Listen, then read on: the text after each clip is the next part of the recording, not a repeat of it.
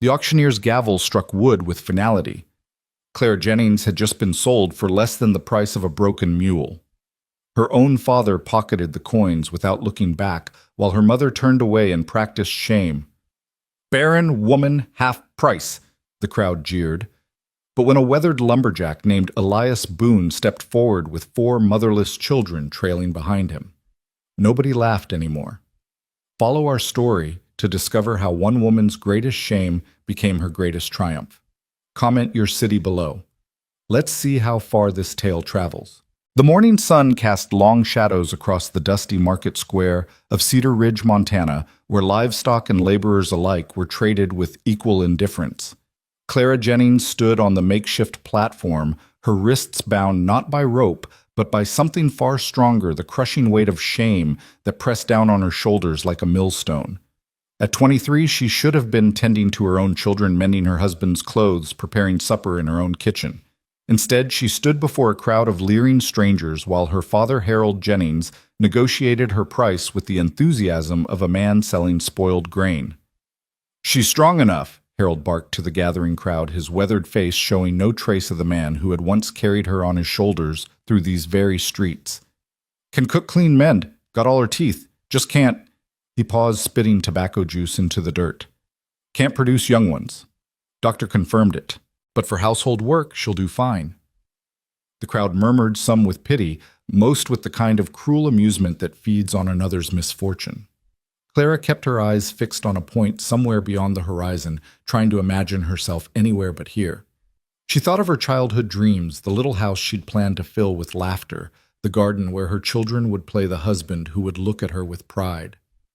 Those dreams had died 2 years ago, when Dr. Morrison had delivered his verdict with clinical detachment: barren, nothing to be done about it. Her husband Thomas had waited exactly 3 weeks before taking up with the miller's daughter. The divorce papers came a month later, and with them Clara's exile back to her parents' home. But even blood couldn't overcome the stigma of a woman who couldn't fulfill her most basic purpose, at least not in Harold Jennings' mind. $20, someone shouted from the crowd. $20, Harold scoffed. "I paid more than that for her wedding dress. She's worth at least 40 bucks." "For a barren woman," another voice called out. "You're dreaming, old man," Clara's mother. Elizabeth stood at the edge of the crowd, her hands wringing a handkerchief until her knuckles turned white. Their eyes met for a brief moment, and Clara saw something flicker there, regret perhaps, or maybe just relief that this shameful chapter would soon close. Elizabeth had borne 8 children. She couldn't understand a daughter who couldn't even manage one. $30 then. Harold countered, his desperation beginning to show. "She's educated, can read and write. That's got to count for something." The crowd laughed, and the sound cut through Clara like shards of glass. Education meant nothing if a woman couldn't provide heirs. She'd learned that lesson well enough when Thomas had thrown her books into the fire, declaring them useless paper for a useless woman. 25 final offer, a portly man in a merchant's coat called out. Clara recognized him. Samuel Henderson, who ran the general store and was known for working his help into the ground. His wife had died last winter, and rumor had it he was looking for someone to mind his 6 unruly children and keep his house while he pursued the young widow Taylor. Harold opened his mouth to accept when a new voice cut through the morning air, deep and steady as mountain stone. $50. The crowd parted like a biblical sea, and Clara saw him for the first time. Elias Boone stood at the edge of the square, his massive frame casting a shadow that seemed to push back against the harsh morning light. His face was weathered by wind and sun, carved by years of hard labor in the lumber camps. Dark hair streaked with premature gray fell past his collar. His clothes were simple but clean, the pants and shirt of a working man who took pride in what little he had. But it was his eyes that made Clara's breath catch. They were the color of pine forests after rain, deep green with flecks of gold, and they looked at her not with pity or desire, but with something she couldn't quite name, recognition perhaps, or understanding. $50. Harold's voice cracked with surprise. "You're Boone, aren't you? The lumberjack from Pike's Mountain." Elias nodded once, his gaze never leaving Clara's face. "That's right." "What's a man like you want with a woman who can't give you sons?" someone shouted from the crowd. "You already got children from your dead wife, don't you?" 4 of them. Elias confirmed his voice, carrying across the square without him having to raise it. And they need someone who knows about more than just birthing babies. They need someone who knows about living. The crowd fell silent. Harold looked between his daughter and the lumberjack, calculating. $50 was more than he'd hoped for, more than enough to cover his debts at the tavern and leave some besides. "Sold," Harold announced, grabbing the coins Elias produced from his pocket without ceremony. "She's yours, Boone, and good riddance." He caught himself, but the damage was done. The final words hung in the air like smoke from a dying fire. Clara watched her father count the coins twice, his fingers moving with the practiced ease of a man who'd just made the deal of his life. Her mother had already turned away, walking quickly toward their wagon, as if staying another moment might contaminate her with Clara's shame. "Get your things," Elias said quietly, his first words directed at her. "If you have any." Clara's possessions fit in a single canvas bag. 2 dresses, a shawl, her grandmother had knitted a Bible with her name inscribed in the front, and a small wooden box containing her mother's wedding ring. The only thing of value Elizabeth had ever given her pressed into her palm the night before with the words, "Maybe it will bring you better luck than it brought me." As she stepped down from the platform, her legs trembling from standing so long she stumbled. Elias's hand caught her elbow, steady and warm through the thin fabric of her dress. He didn't grab or pull, just supported until she found her balance. "Thank you," she whispered the first word she'd spoken all morning. "Don't thank me yet," he replied, his voice low enough that only she could hear. "You don't know what you're walking into." They made their way through the crowd, which parted with a mixture of curiosity and respect. Clara noticed 4 small figures standing by a weathered wagon at the edge of the square. 2 boys and 2 girls ranging from what looked like 6 to perhaps 14 years. They watched her approach with eyes that held too much wariness for their ages. The oldest, a boy with his father's dark hair and serious expression, stepped forward. "Pa, is this her?" "This is Miss Clara," Elias said. "She's coming home with us." "Another one?" The younger boy piped up, earning a sharp elbow from his brother. "Hush, Samuel," the older boy warned. Clara noticed the way they stood protective of each other, closed off from the world. The oldest girl, perhaps 12, held the youngest girl's hand so tightly the little one winced. They'd built walls, these children. She recognized the architecture of those defenses because she'd built similar ones herself. "I'm Clara," she said softly, kneeling down to meet the youngest girl's eyes. "What's your name?" The child looked up at her father, seeking permission. When Elias nodded, she whispered, "Rose." "That's a beautiful name," Clara said. "I had a rose garden once. Maybe we can plant one together." Rose's eyes widened slightly, but before she could respond, the older girl pulled her back. "We should go, Pa. Storm's coming." Clara looked up at the clear blue sky, confused, but Elias was already helping her into the wagon. "Martha's got a sense for weather," he explained. "Never been wrong yet." As they pulled away from the market square, Clara turned back one last time. Her parents' wagon was already disappearing down the opposite road, and the crowd had dispersed, moving on to the next spectacle. The platform where she'd stood remained, waiting for the next person whose life would be bartered away. "Don't look back," Elias said quietly. "Nothing good comes from staring at what's already gone." The wagon rolled through the rutted streets of Cedar Ridge, past the church where Clara had been married 5 years ago, past the schoolhouse where she'd once taught before marriage had ended that dream, past the doctor's office where her fate had been sealed. Each landmark was a gravestone for a different version of herself. "Why?" She finally asked the question burning in her throat. "Why did you pay so much?" Elias was quiet for so long she thought he wouldn't answer. The children in the back of the wagon were silent too, listening with the intense focus of those who'd learned that adult conversations often determined their fate. "My wife died 2 years ago," he finally said, his hand steady on the reins. "Childbirth fever. The baby didn't make it either. Would have been our 5th. He paused, navigating around a deep rut in the road. "After she was gone, everyone had opinions about what I should do. Marry again quick, they said. Find another woman to give me more sons. As if Margaret could be replaced like a broken axle." Clara heard the pain in his voice, old but still sharp around the edges. "Then the women started coming around. Young ones mostly. Their families pushing them forward, talking about their wide hips and strong constitutions like they were broodmares at auction. His jaw tightened. One father actually brought a doctor's certificate confirming his daughter's fertility, laid it on my table next to the salt pork like it was a bill of sale. "But you need—" Clara started, then stopped. What did he need? What did any of them need? "I need someone who understands that broken doesn't mean worthless," Elias said simply. "My children don't need another mother trying to replace the one they lost. They need someone who knows what it's like to have the world tell you you're not enough and to keep going anyway." The wagon hit a bump and Rose let out a small cry. Without thinking, Clara turned and reached out to steady her. The girl's hand was tiny and cold in hers. "You're safe," Clara said softly. "Just a bump in the road." "Mama used to say that," Rose whispered, then pulled her hand away as if burned. The rest of the journey continued in silence, but Clara felt the weight of the children's attention. They were measuring her, testing her against some invisible standard. She understood. She'd done the same with every new teacher, every distant relative who'd tried to fill the spaces left by those who'd departed. The road began to climb, winding through stands of pine and fir that grew thicker with each mile. The air changed, became cleaner, sharper. Clara filled her lungs with it, tasting resin and rain on the wind. Martha had been right. Clouds were building on the horizon, dark and heavy with promise. "How far?" Clara asked. "Another hour, maybe less, if the rain holds off," Elias replied.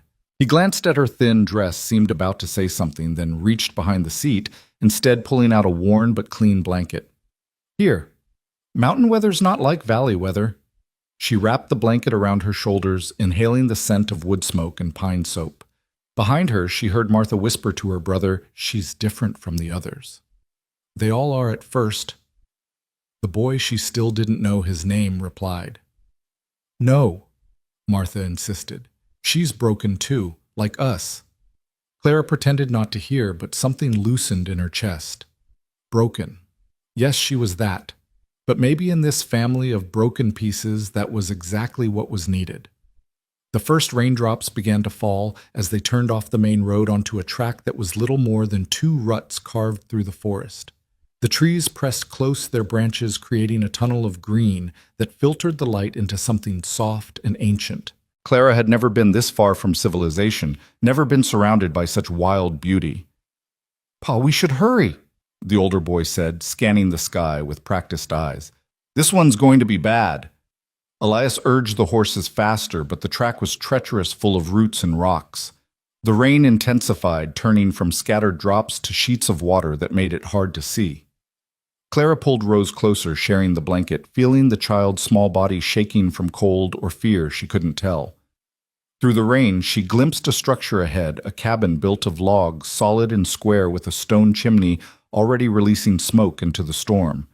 It wasn't large, but it looked like it could withstand anything nature threw at it.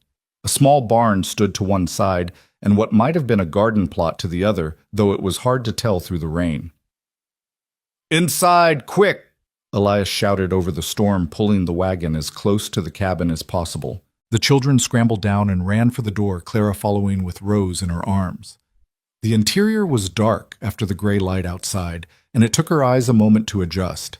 When they did, she saw a single large room dominated by a stone fireplace with a ladder leading to what must be a loft above. The furniture was handmade but sturdy, a table with benches, a rocking chair by the fire, shelves lined with preserves and supplies.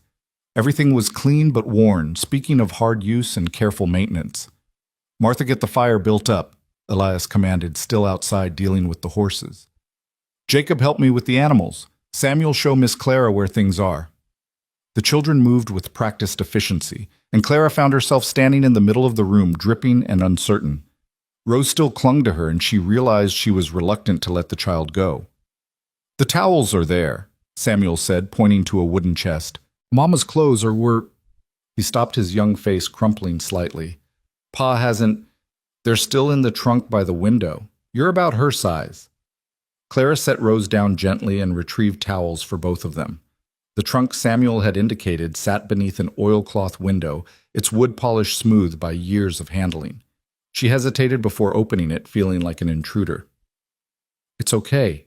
Martha said softly, building the fire with expert hands. Mama would want someone to use them. She hated waste. Inside the trunk were dresses simple, but well-made, smelling of lavender and cedar. Clara selected one of brown wool that would be warm and practical and changed behind a curtain strung across one corner of the room. The dress fit as if tailored for her, and she tried not to think about the woman who'd worn it last. When Elias and Jacob came in, soaked through and muddy, Clara had already found the coffee pot and had water heating. It wasn't much, but it was something, a small gesture toward earning her place. "You don't have to," Elias began. "Yes, I do," Clara interrupted, then softened her tone. "Please, let me be useful." He studied her for a moment, then nodded. "There's beans and salt pork in the larder. Cornmeal, too, if you've a mind to make Johnny cakes." Cooking in an unfamiliar kitchen was like trying to dance to music she couldn't quite hear. Everything was in logical places, but logic designed by someone else's hand. The children watched her every move, cataloging her failures when she burned the first batch of Johnny cakes, when she added too much salt to the beans, when she couldn't find the right pot and had to ask. But she persevered, and eventually a meal appeared on the table.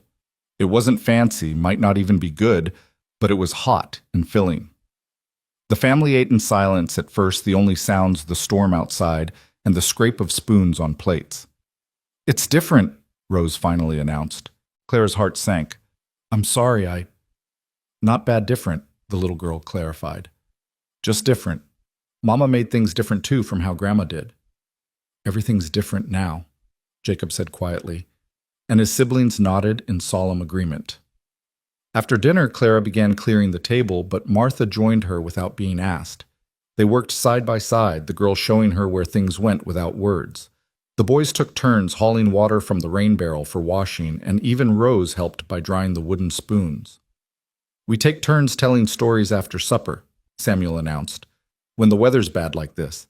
Papa tells the best ones about Paul Bunyan and his blue ox." "I don't know any stories," Clara said, though that wasn't entirely true. She knew plenty of stories, fairy tales and Bible stories and myths from the books Thomas had burned, but those seemed to belong to another person, another life. "Everyone knows stories," Martha said firmly, "even if they don't know they know them." They gathered around the fire, the children arranging themselves on the floor with the ease of long practice. Elias took the rocking chair, and after a moment's hesitation, Clara sat on a low stool near Rose, who immediately scooted closer. "Tell us about the rose garden," the little girl requested, "the one you had before." Clara looked at the expectant faces illuminated by firelight and made a decision. She wouldn't lie to these children, wouldn't pretend to be something she wasn't, but she could give them truth wrapped in story the way all the best tales were told. "Once upon a time," she began, her voice finding a rhythm she'd used in the schoolhouse years ago, "there was a girl who believed that if she could grow the perfect garden, everything else in her life would be perfect too." The children leaned in, even Jacob, who was trying to look disinterested. "She planned this garden for years, drawing pictures of where every flower would go, reading books about soil and seasons. She knew exactly which roses would climb the trellis, which ones would border the walk, which ones would bloom first in spring and last in fall." Thunder rumbled outside, and Rose pressed closer to Clara's knee. When she finally got married and had her own little plot of land, she planted that garden just as she'd dreamed.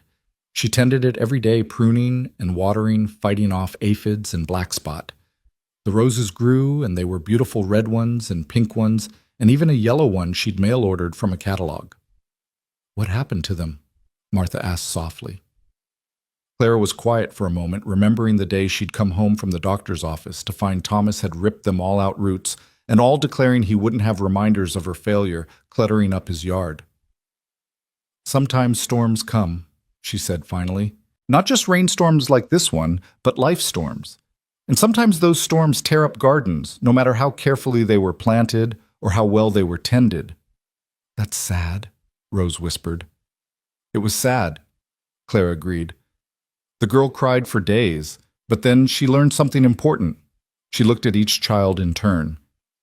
She learned that the beauty wasn't really in the roses themselves.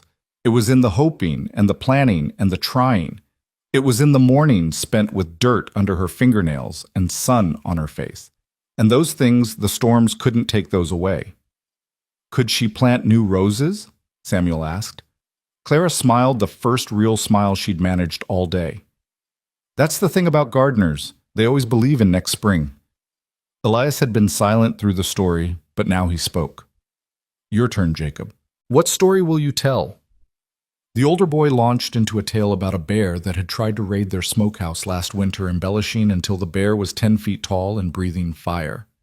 Samuel corrected him at every turn, the two boys arguing good-naturedly about details. Martha told a quieter story about finding an injured bird and nursing it back to health, only to have it fly away without a backward glance. But that was good, she insisted when Samuel called it ungrateful.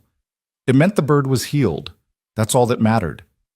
When it came to Rose's turn, she was already half asleep against Clara's knee. Too tired for stories, Rick, she mumbled. Then it's bedtime, Elias announced, and the children groaned but began preparing for bed with the efficiency of routine. The girls climbed to the loft, the boys to a lean-to room Clara hadn't noticed before. Soon it was just her and Elias by the dying fire. You can have the loft with the girls, he said. I sleep down here, keep the fire going through the night. Clara looked at the rocking chair, the blanket folded over its back. That can't be comfortable. Comfortable enough, he replied. Been doing it since Margaret died. The bed up there, it was ours. Doesn't feel right anymore. She understood that the way spaces could hold ghosts more solid than memories. Thank you, she said. For today. For...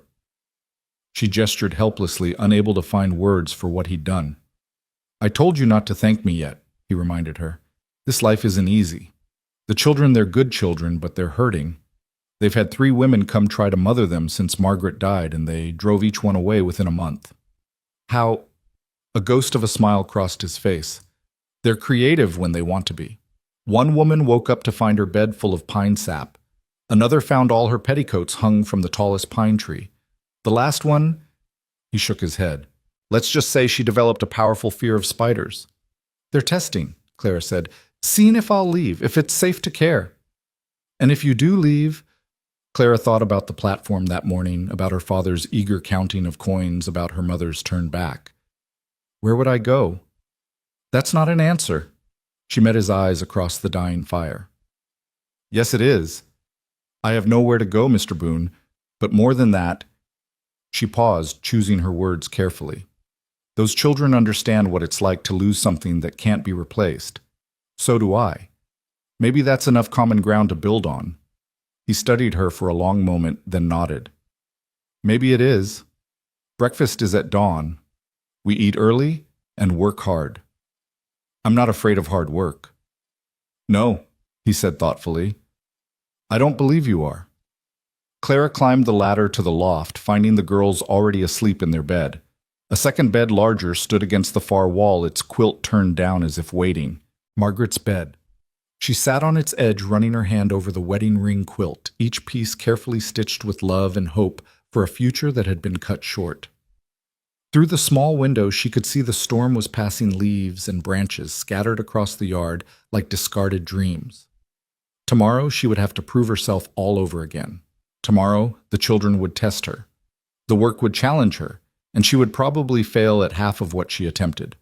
But tonight, for the first time in 2 years, she had a purpose beyond shame. 4 broken children needed someone who understood that broken didn't mean worthless. A man who'd paid $50 not for a servant, but for a chance at healing needed someone who wouldn't try to replace what couldn't be replaced. The rain drummed against the roof, and somewhere below she heard Elias banking the fire, the careful movements of a man who'd learned to move quietly through grief. Rose murmured in her sleep, and Martha's hand reached out unconsciously to comfort her sister. Clara lay down fully dressed, not ready yet to claim the intimacy of nightclothes in this strange new life. The bed smelled of lavender and cedar of dreams, interrupted but not destroyed. She thought of her rose garden torn from the earth roots, exposed to the killing sun. But roots she knew could find new soil if given the chance. Tomorrow would come with its challenges and tests. The children would watch her with wary eyes, waiting for her to prove she was just another temporary disruption in their lives. The work would be hard, the isolation complete, the weight of expectations heavy as mountain stone. But tonight she was no longer standing on a platform being sold to the highest bidder. Tonight she was Clara Jennings, bought for $50, by a man who understood that some things couldn't be measured in currency taken in by children who needed to learn that love could grow in broken soil. The storm moved on, leaving the world washed clean and ready for whatever morning would bring. Clara closed her eyes, and for the first time since Dr. Morrison had pronounced her barren, she allowed herself to hope. Not for the life she'd lost, but for the one that might be possible here in this cabin at the edge of the wilderness, with these people who knew that broken could be the beginning of something stronger than whole. The last thing she heard before sleep took her was an owl calling in the darkness, its voice carrying across the mountain like a blessing or a warning. She couldn't tell which, and perhaps it didn't matter. She was here now for better or worse, and tomorrow would reveal what that truly meant. The rooster's crow came before dawn, but Clara was already awake lying in Margaret's bed and listening to the cabin come alive beneath her. She heard Elias moving quietly below the careful placement of logs on the fire, the soft scrape of the coffee pot being set to boil. These were the sounds of a house that had learned to function despite its grief, each noise a small act of defiance against the silence loss tried to impose. Martha stirred first among the girls, her eyes opening to find Clara watching her. For a moment they simply looked at each other, measuring the space between stranger and whatever might come next. Then Martha nudged Rose awake with practiced gentleness, whispering something Clara couldn't catch. The younger girl's eyes flew open, searching until they found Clara, and something like relief crossed her small face. "You're still here," Rose said, as if Clara might have vanished in the night like a dream upon waking. "Where else would I be?" Clara asked softly, sitting up and smoothing her borrowed dress. It had wrinkled during the night, carrying the impression of her restless sleep. "The last one left in the middle of the night," Martha said matter-of-factly, pulling on her day dress with the efficiency of someone who'd been dressing themselves far too long. "Took Pa's horse and everything. Sheriff brought it back 3 days later, found her trying to sell it in Millerville." Clara absorbed this information while helping Rose with her buttons, the child's fingers still clumsy with sleep. What did she find so terrible that stealing a horse seemed the better option? Martha and Rose exchanged a look that was far too knowing for their ages. "Jacob put a dead raccoon in her trunk," Martha finally admitted, "but she'd already called us heathens and said our mother must have been glad to die to get away from us." The casual cruelty of it made Clara's chest tight. "No wonder the raccoon appeared," she said carefully, "though I imagine your father wasn't pleased." "He made Jacob bury it proper and say words over it," Rose piped up. "Even though it was already dead when Jacob found it, Pa says all creatures deserve respect even when they're being used for mischief." The ladder creaked as they descended, and Clara found the main room transformed by morning light. What had seemed cave-like and protective in last night's storm now revealed itself as something more complex. She could see the careful craftsmanship in the furniture, the way each piece had been shaped to fit perfectly in its space. The walls held shelves she hadn't noticed, lined with books worn soft from reading. A rifle hung above the door, and tools were arranged on pegs with military precision. But it was the small touches that caught her attention, a child's drawing tacked to the wall near the stove. Wildflowers in a cracked vase on the mantel, initials carved into the table's edge where young hands had left their mark. This was a home that had been loved, was still loved, despite the shadow of loss that hung over it. Elias looked up from the stove where he was frying eggs, his expression unreadable. "Morning," he said simply. "Coffee's ready." The boys emerged from their lean-to Jacob's hair, standing in wild directions while Samuel had attempted to slick his down with water. They took their places at the table without speaking, watching Clara navigate the unfamiliar space of their kitchen. She poured coffee with hands that barely trembled, served eggs onto plates she had to search for, found bread in a box she opened by mistake while looking for preserves. Each small failure was noted by 8 eyes that missed nothing, but when she finally sat down with her own plate, she met their gazes steadily. "I'm going to make mistakes," she said, addressing all of them, but looking at Jacob, who seemed to be their unofficial leader. "Probably lots of them. I'll burn food and put things in the wrong places and forget the way you've always done things. But I'm not going anywhere." "Everyone says that," Jacob replied, his voice carefully neutral. "Everyone hasn't been sold by their own father for being broken," Clara said quietly.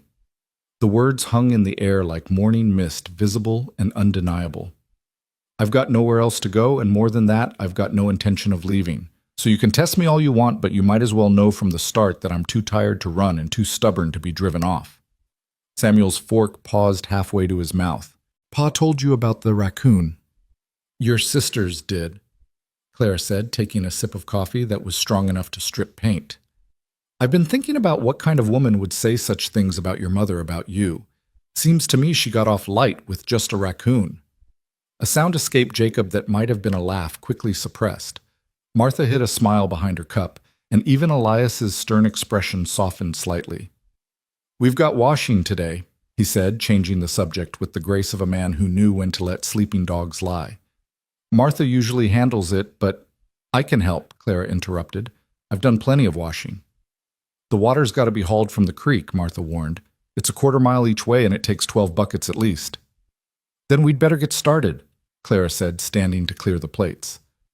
What followed was perhaps the hardest physical labor Clara had ever done. The path to the creek was steep and rocky, made treacherous by last night's rain. The buckets were heavy, even empty and full. They pulled at her arms until her shoulders screamed. Martha carried 2 at a time with the strength of someone who'd been doing this far too long, while Clara struggled with one. By the 6th trip, her hands were raw despite the rags Martha had given her to wrap them. By the 8th, her back felt like it might never straighten again. By the 10th, she was seriously questioning her brave words at breakfast.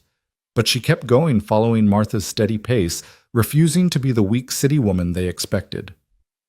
"Your hands are bleeding," Martha observed as they heated the water over the outdoor fire pit. Clara looked down at her palms marked with broken blisters. "They'll toughen up." "Mama's did," Martha said quietly. "She came from town too, you know. Pa met her when he went to sell lumber. She'd never even seen a chicken up close before she came here." This was the most Martha had said about her mother, and Clara sensed the gift in it. "Was it hard for her at first?" "Pa says she cried every night for a month," Martha admitted, adding soap to the steaming water. "But only after we were all asleep. During the day she smiled and learned and pretended her hands weren't torn to pieces and her back didn't ache. Pa finally made her stop pretending, told her it was okay to be human." They worked in companionable silence after that scrubbing clothes on the washboard until Clara's knuckles joined her palms in bleeding protest. Rose appeared periodically to help hang clothes on the line stretched between 2 pines, her small fingers surprisingly nimble with the wooden pins. It was during one of these appearances that trouble arrived in the form of Mrs. Henderson from town, the merchant's wife driving a smart little buggy up the rough track with determination that spoke of significant gossip to share. "So it's true," she said, without preamble, eyeing Clara with the kind of satisfaction reserved for those who love being right about the worst in people. "Harold Jennings actually sold his own daughter. The whole town's talking about it." Clara straightened from the washboard, her back protesting the movement. Before she could speak, Rose piped up with innocent directness. "Pa bought her fair and square, paid more than anyone else would." Mrs. Henderson's mouth opened and closed like a landed fish. "Child, it's not... You can't just buy people." "Sure you can," Samuel said, appearing from wherever he'd been lurking. "Saw it myself. There was a platform and everything. Man said she was barren and couldn't make babies, so Pa bought her to make breakfast instead." The woman's face turned an alarming shade of purple. "Elias Boone, I demand to speak with you this instant." Elias emerged from the barn, where he'd been working, his expression calm, despite the hay in his hair and the sweat on his brow. "Mrs. Henderson, what brings you all the way up here? This arrangement," she sputtered, gesturing at Clara. "It's indecent, unmarried people living under the same roof and you buying her like livestock. What kind of example are you setting for these children?" "The kind where we take care of each other," Elias said evenly. "Miss Jennings is here as housekeeper and help with the children. Everything's proper and above board." "Proper?" Mrs. Henderson's voice rose to a pitch that probably scared birds from trees. "You bought her at a public sale. Her own father sold her." "And what would you have had me do?" Elias asked, his voice taking on an edge Clara hadn't heard before.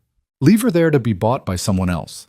Someone who might not treat her with respect, or maybe no one at all, so Harold could drag her home and try again next week." "That's not... I mean, Mrs. Henderson faltered, then rallied. She should be with family. The family that sold her. Clara spoke for the first time, her voice steady, despite the trembling in her hands. The mother who turned her back, the father who counted coins while strangers bid on his daughter like a milk cow. She stepped forward, meeting the woman's eyes. Yes, Mr. Boone paid for me. He paid $50 to give me dignity when my own blood relatives wouldn't give me the time of day, which makes him more family than anyone who shares my name. Mrs. Henderson's mouth worked soundlessly, but Martha delivered the killing blow with the casual ruthlessness of a child who'd heard too much adult cruelty. Besides Mrs. Henderson, didn't your husband try to buy her too? For $25. At least Pa paid fair price. The woman fled in a cloud of dust and indignation, her buggy bouncing dangerously on the rough track in her haste to escape. The family stood in silence for a moment, then Samuel started giggling, which set off Rose, and soon even Jacob was smiling. She'll tell everyone in town, Clara said quietly to Elias. Let her, he replied. They'll talk anyway. Always do. He paused, studying her bleeding hands. Martha, get the salve from the medicine box. Those hands need tending. I'm fine, Clara protested. No, he said firmly. You're not. And there's no shame in admitting it. Strength isn't about pretending you're not hurt. It's about keeping going despite the hurt. But we take care of wounds here, not ignore them until they fester. Martha returned with a tin of salve that smelled of pine and something medicinal. Her touch was gentle as she applied it to Clara's ravaged hands, wrapping them in clean cloth with the efficiency of practice. Who taught you to do this so well? Clara asked. Mama, Martha said simply. She said every woman should know how to tend wounds because life guarantees you'll have plenty to tend. The afternoon brought different challenges. Clara attempted to patch the boys' torn trousers with stitches, so Crooked Samuel said they looked like a drunk spider had done them. She tried to help Jacob with his arithmetic lessons, only to discover he was far ahead of where she'd expected. She burned the cornbread and undercooked the beans, producing a dinner that was barely edible. But the children ate it without complaint, and when Elias reached for a third piece of the burned cornbread, Clara caught the tiny smile he tried to hide. It's awful, she said. Had worse, he replied. First month after Margaret died, I tried to make soup. Somehow ended up with something that could have been used to tar roofs. We ate it anyway. We survived on berries and jerky for a week after that, Jacob added, until Pa figured out how to actually cook. After dinner, as Clara struggled to mend by lamplight, Rose climbed into her lap, uninvited, settling there like a cat claiming its spot. The weight of the child was unexpected comfort, warm and trusting. Will you tell us another story, Rose asked, about gardens? Clara set aside the hopelessly mangled mending. What kind of garden story would you like? A happy one, Rose said firmly, where things grow. Clara thought for a moment, her arms unconsciously tightening around the child. Once there was a woman who thought she couldn't grow anything. Every seed she planted seemed to fail. Her neighbors whispered that she had black thumbs instead of green ones, that she was cursed to kill everything she touched. The children gathered closer, even Jacob abandoning his pretense of disinterest. One day a storm washed out the road near her house, and a traveling merchant got stuck. She offered him shelter, and in thanks, he gave her a handful of strange seeds. These are special, he said. They grow in the dark in the places where nothing else will take root. That's not real, but Samuel protested. Nothing grows in the dark. Some things do, Clara said softly. Mushrooms grow in darkness. Seeds germinate underground before they ever see light. And sometimes the most beautiful things grow in the darkest places of our hearts. She continued the story, weaving a tale of the woman who planted those seeds in the shadow of her house, where the sun never reached. How she watered them with tears at first, then with hope. How strange, pale flowers bloomed glowing softly in the darkness, attracting night-flying moths that turned out to be fairy messengers. And what did the fairies want? Martha asked, caught up despite herself. They wanted to thank her, Clara said, because those flowers, they only grew for people who understood that beautiful things could come from sorrow. The woman's garden became a sanctuary for all the night creatures, all the things that others feared or overlooked. And she learned that her black thumbs weren't a curse at all. They were just meant for a different kind of gardening. I want to grow night flowers, Rose announced sleepily. Maybe we can find some seeds, Clara suggested. There are real flowers that bloom at night, moonflowers and evening primrose and night-blooming cereus. Mama tried to grow moonflowers once, Martha said quietly. They never bloomed. Sometimes plants are just waiting for the right gardener, Clara said gently. Maybe we could try again.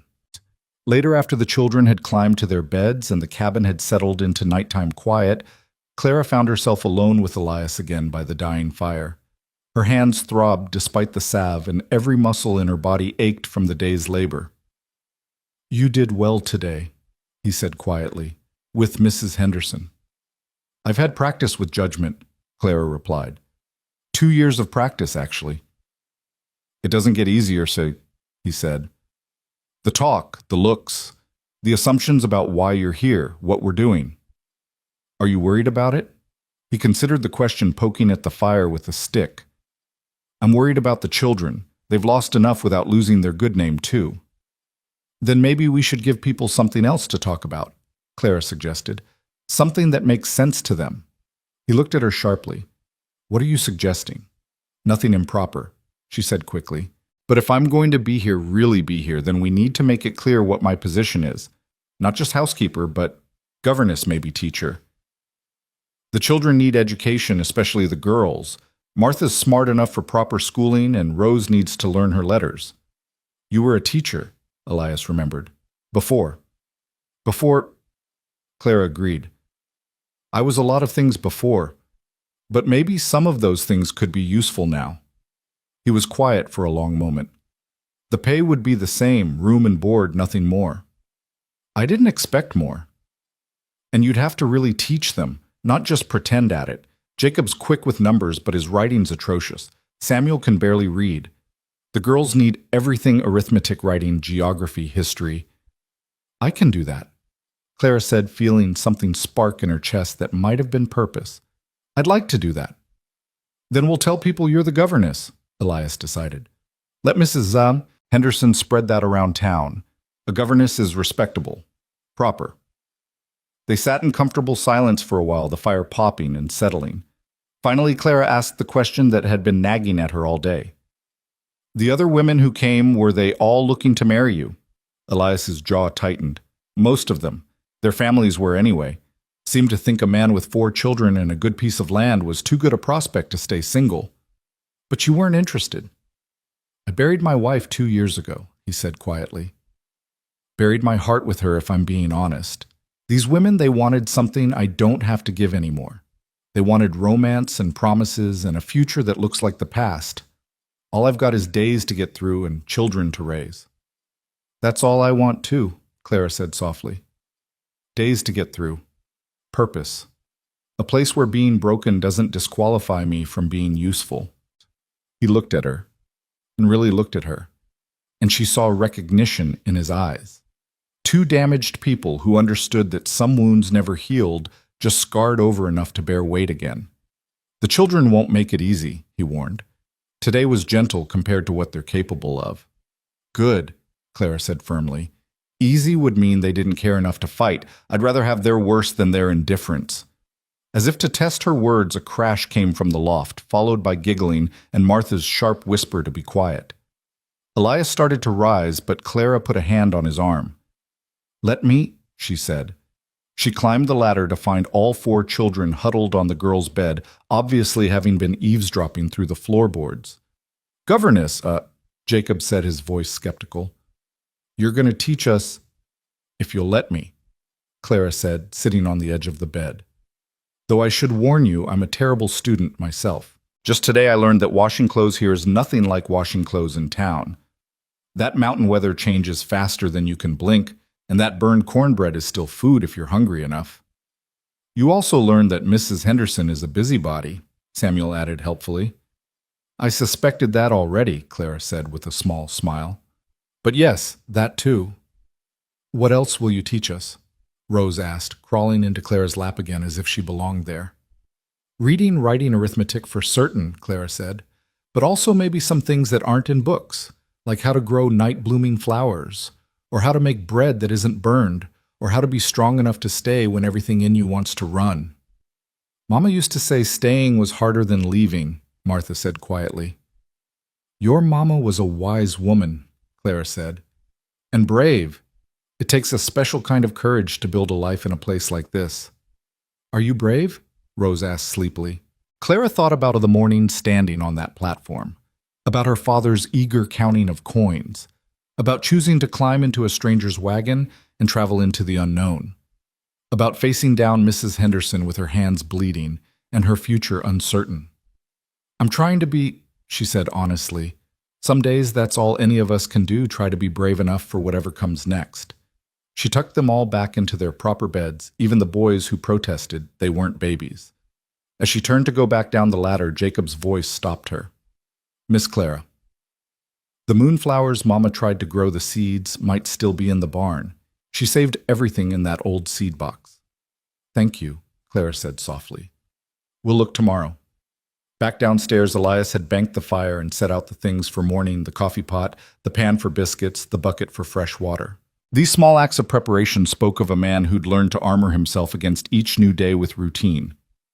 They were listening, Clara reported. They always do, Elias said with something that was almost fondness.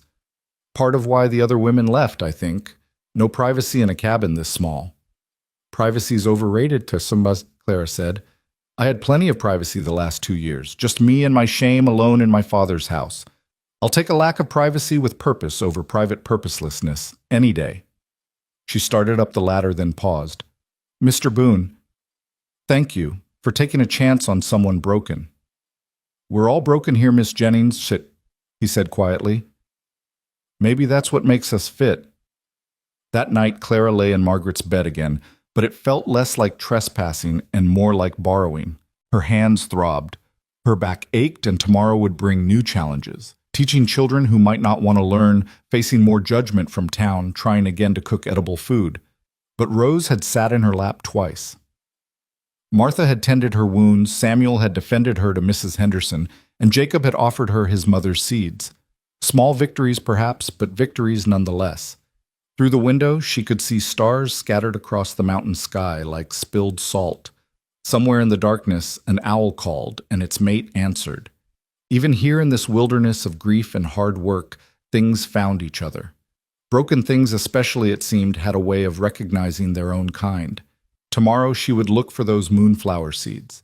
She would teach the children whatever they would let her teach. She would haul water and burn food and face whatever tests they devised. She would earn her place here, one blister, one lesson, one small trust at a time.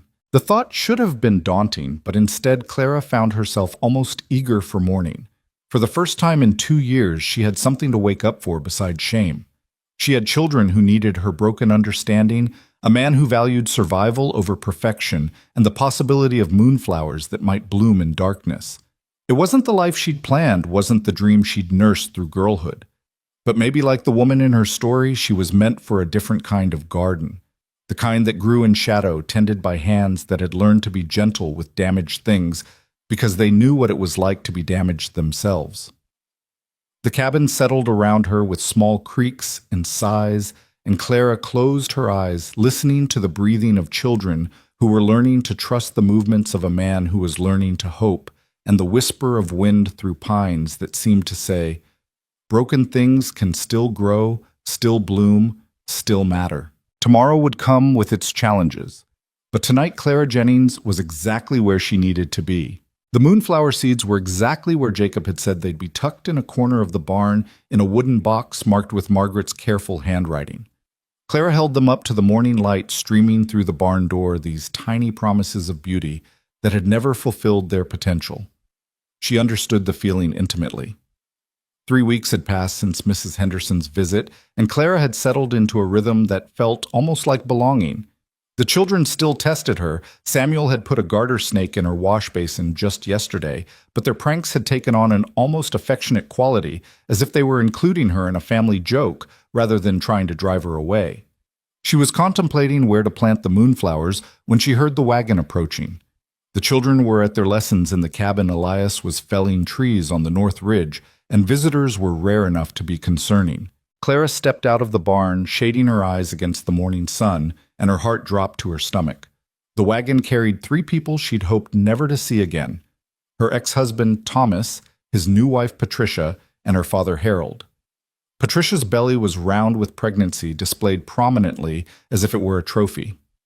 Clara's hand went unconsciously to her own flat stomach, that barren landscape that had defined her worth in their eyes.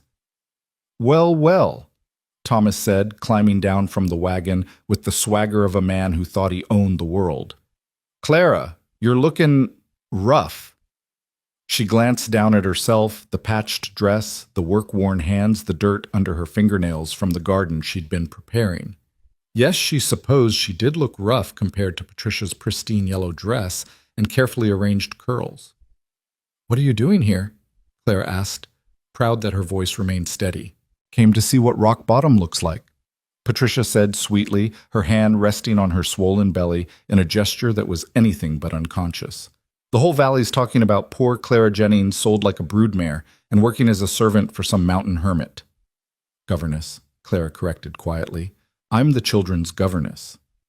Thomas laughed, an ugly sound that brought back too many memories of similar laughter directed at her failures. "Governess, is that what he's calling it?" "Come now, Clara, we all know what men want with women like you, the ones who can't do their proper duty." Harold hadn't said a word yet, but he was examining the property with calculating eyes. Clara knew that look. He was assessing value, determining worth, counting potential coins. "This is a nice piece of land," Harold finally said. "Boone's done well for himself. Prime timber, good water access. Must be worth a pretty penny." "More than $50, certainly," Thomas added with a smirk. "Though I suppose that's all you were worth, isn't it, Clara?" The children appeared in the cabin doorway, drawn by the voices. Rose immediately ran to Clara, wrapping her arms around Clara's legs in a protective gesture that made Clara's heart swell. Martha followed more slowly, her eyes wary, while the boys flanked them like small guards. "Who are they?" Rose asked loudly. "Nobody important," Clara said, running a gentle hand over the child's hair. Patricia's laugh tinkled like broken glass. "Oh, how precious! The barren woman playing mother to another woman's children. It's almost tragic, really." "What's barren mean?" Rose asked innocently. Before Clara could respond, Thomas answered with cruel casualness. "It means she's broken little girl. Can't have babies. Useless as a woman, really." The silence that followed was deafening. Clara felt the children stiffen around her, their protective circle tightening. She wanted to run, to hide, to disappear into the forest and never come back. But Rose's small hand found hers, and Martha stepped closer to her other side, and suddenly running wasn't an option anymore. "She's not broken," Samuel said firmly, his young voice carrying surprising authority. "She fixed my torn reader and taught me to cipher, and makes the best apple dumplings we've ever had." "And she tells the best stories," Rose added, "about gardens that grow in the dark and ladies who save knights instead of the other way around." "She stayed," Jacob said quietly, but his words carried the most weight. "When everyone else left, she stayed." Patricia's perfect face twisted with something ugly. "How sweet! The unwanted woman and the motherless brats playing house together." That's when Clara heard it, the rhythmic thud of an axe being buried in wood with considerably more force than necessary. Elias was coming, and he was angry. She'd never seen him truly angry, had only witnessed his quiet disappointments and controlled frustrations. But the sound of that axe spoke of rage barely contained. He emerged from the tree line like something out of the wilderness itself, sweat-soaked and sawdust covered the axe still in his hand. His eyes took in the scene, Clara surrounded by his children, the 3 unwelcome visitors, the way Patricia's hand rested possessively on her belly and his jaw tightened to granite. "Mr. Jennings," he said with icy politeness. "Surprised to see you here, considering you washed your hands of your daughter so thoroughly." Harold had the grace to look slightly uncomfortable. "Just wanted to check that she was settling in properly." "You wanted to see if there was any way to squeeze more money from the situation," Elias corrected bluntly. "The answer's no. Transaction's complete. You have no business here." Thomas stepped forward, his chest puffed out like a rooster's. "Now see here, Boone, we have every right to check on Clara's welfare. After all, she was my wife." "Was," Elias interrupted. "Past tense. And from what I understand, you threw her away the moment she couldn't give you what you wanted. Like a tool that's broken, right? Except tools can be broken. People can't. They can be damaged, hurt, wounded, but not broken. Not unless they choose to be. He moved closer to Clara and the children, his presence solid as a mountain. Clara Jennings has more worth in her little finger than you three have in your entire bodies. She teaches my children tens my house brings light to places that have been dark for 2 years. She's worth 100 of you, and I got her for $50, which makes her the best bargain I've ever made. Patricia's face had gone red.